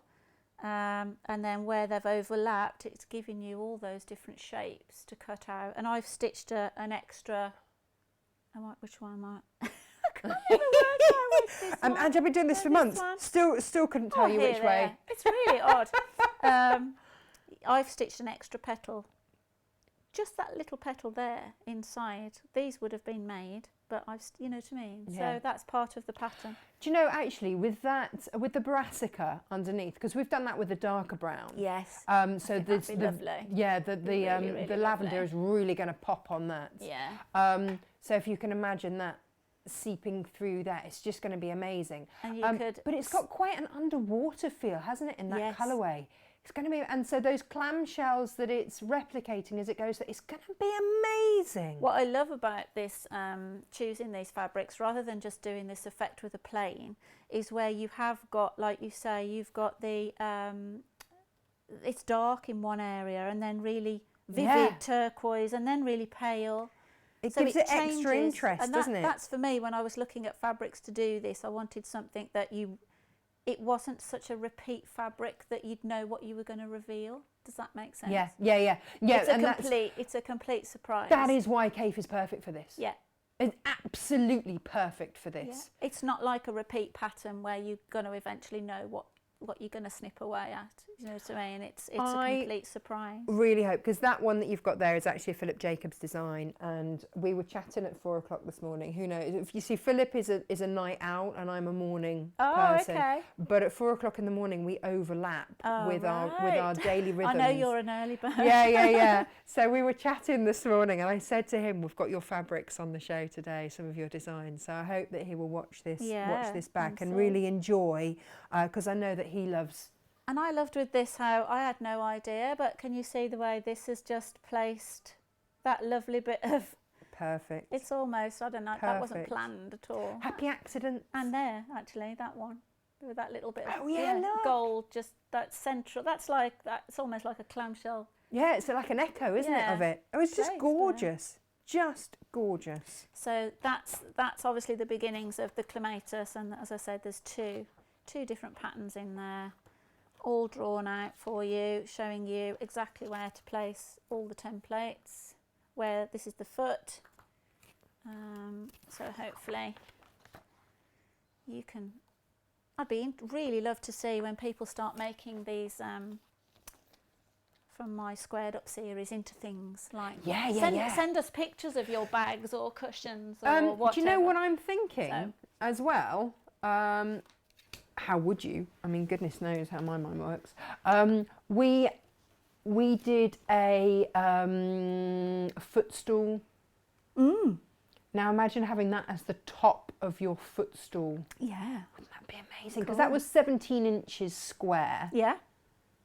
Yeah, so these can, as I say, these can be adapted because you just move the corners out and use the next template size up. Amazing. Yeah. Amazing. Oh, Angie, is that thank okay? you. Is that okay? That's above and beyond. It's amazing. I hope we've covered, much of what people were wanting to see today anyway. Well, in that time, I have also managed to source some of those scissors, and they will be going up on the website for you. We've got the scissors set as well if you want the scissors set. If you just love the fabric, just grab the fabric. I hope we've managed to bring that at a really great price as well. Tim says hello as well, because he's one of our rare male quilters, which is lovely to have. Nice. Male quilters as well. And so thank you for all your messages. Thank you for everyone watching. You need to come on screen, I think, and say bye to everyone. Oh, Angie, I'll shuffle out. Thank you to everybody. Thank you. Oh, Angie, before you shuffle off, that sounds awful, doesn't it? I'm only going to shuffle there. Only to the corner. People would like to know, are you going to come back? Well, I hope so. That's down to you, Natasha. Well, then, yes, please. Well, then, absolutely, yes, please. And we will, if you go onto the website and you sign up for the newsletter, then you will always be made aware of when these things are going to happen. Yeah, and as I said, if there's anything specific that you'd like me to show on a specific Westerley show, then let us know and we'll see what we can do, see what we can bring you. And SJ says everybody is emailing, so well done. Oh, well done, yes, with your orders. Yeah. So info... It is really tricky. As I said before, we thought we wanted so much to bring you a Westerley show, but technically it isn't straightforward. It's not like selling half a metre of fabric. So we're so sorry for the ones of you that know about Westerley. We're sorry if we bored you too much with all the technicalities, but we hope that we've inspired some new people to join us too. And then there will be those that have sat with them in their cupboards and hopefully inspired you to get them out as well. Angie, thank you so much. Thank you, everyone. Air kiss in your general direction at a very safe... Thank you. Look at it. I'm in my comfies because I've just been, sat having a lovely time. But thank you ever so much for watching. Like I say, the fabrics are on the show. They're all on the website. If you can't find them using the search button, then just click Watch Live and all of the products on today's show will be there. They are already there. Lots of you have already treated yourself. Thank you so much. Yeah, that's the cat that was that has the really sharp claws. Be careful, because she will love you. In fact, as she was saying, I really miss having my trousers clawed by Half Pint. She's just a bit old and mangy, bless her. But we love her anyway. Anyway, yeah, so thank you ever so much for joining us. Friday, 10 o'clock, 10th at 10 o'clock. We will, of course, be here doing our block of the month. Yay! It's happening because, you know, lovely Jane, she has... well, yeah, she's made sure that she can come, so we are all safe to be in the same room together. So thank you very much for watching. Stay safe, stay home, be a hero on your sofa. That's what I have to say there. So thank you ever so much for joining us. You can always find these shows again online on our YouTube channel, which is Natasha Makes, on Facebook, which is Natasha Makes. Go and find us, and if you click and follow the page, then all of these reminders and everything will come up as well. If you've enjoyed the show, please do share so that we can spread the word. The more people that know, always the better, because you know, not everybody knows that we're out there yet. So let's spread that word. And if you would like to share, then as with yesterday's show, we've got that prize draw going, which SJ will sort out to win Sarah's signed book. And also, so if you're liking and sharing the shows, and we will also pick a winner for last week's likes and shares. So thank you ever so much. And I did manage to track down the winner from the week before, and they have received their prize. So thank you very much for watching, and have a lovely rest of the day. And thank you, Angie, ever so much. You're an absolute superstar. And actually, SJ and Josh were sending a message going, she really knows her stuff, doesn't she? And I'm like, yeah, she really does. It's such a pleasure. Just incredible guests this week. So thank you ever so much for watching, and I will see you guys Friday, 10 o'clock. Take care. Bye-bye.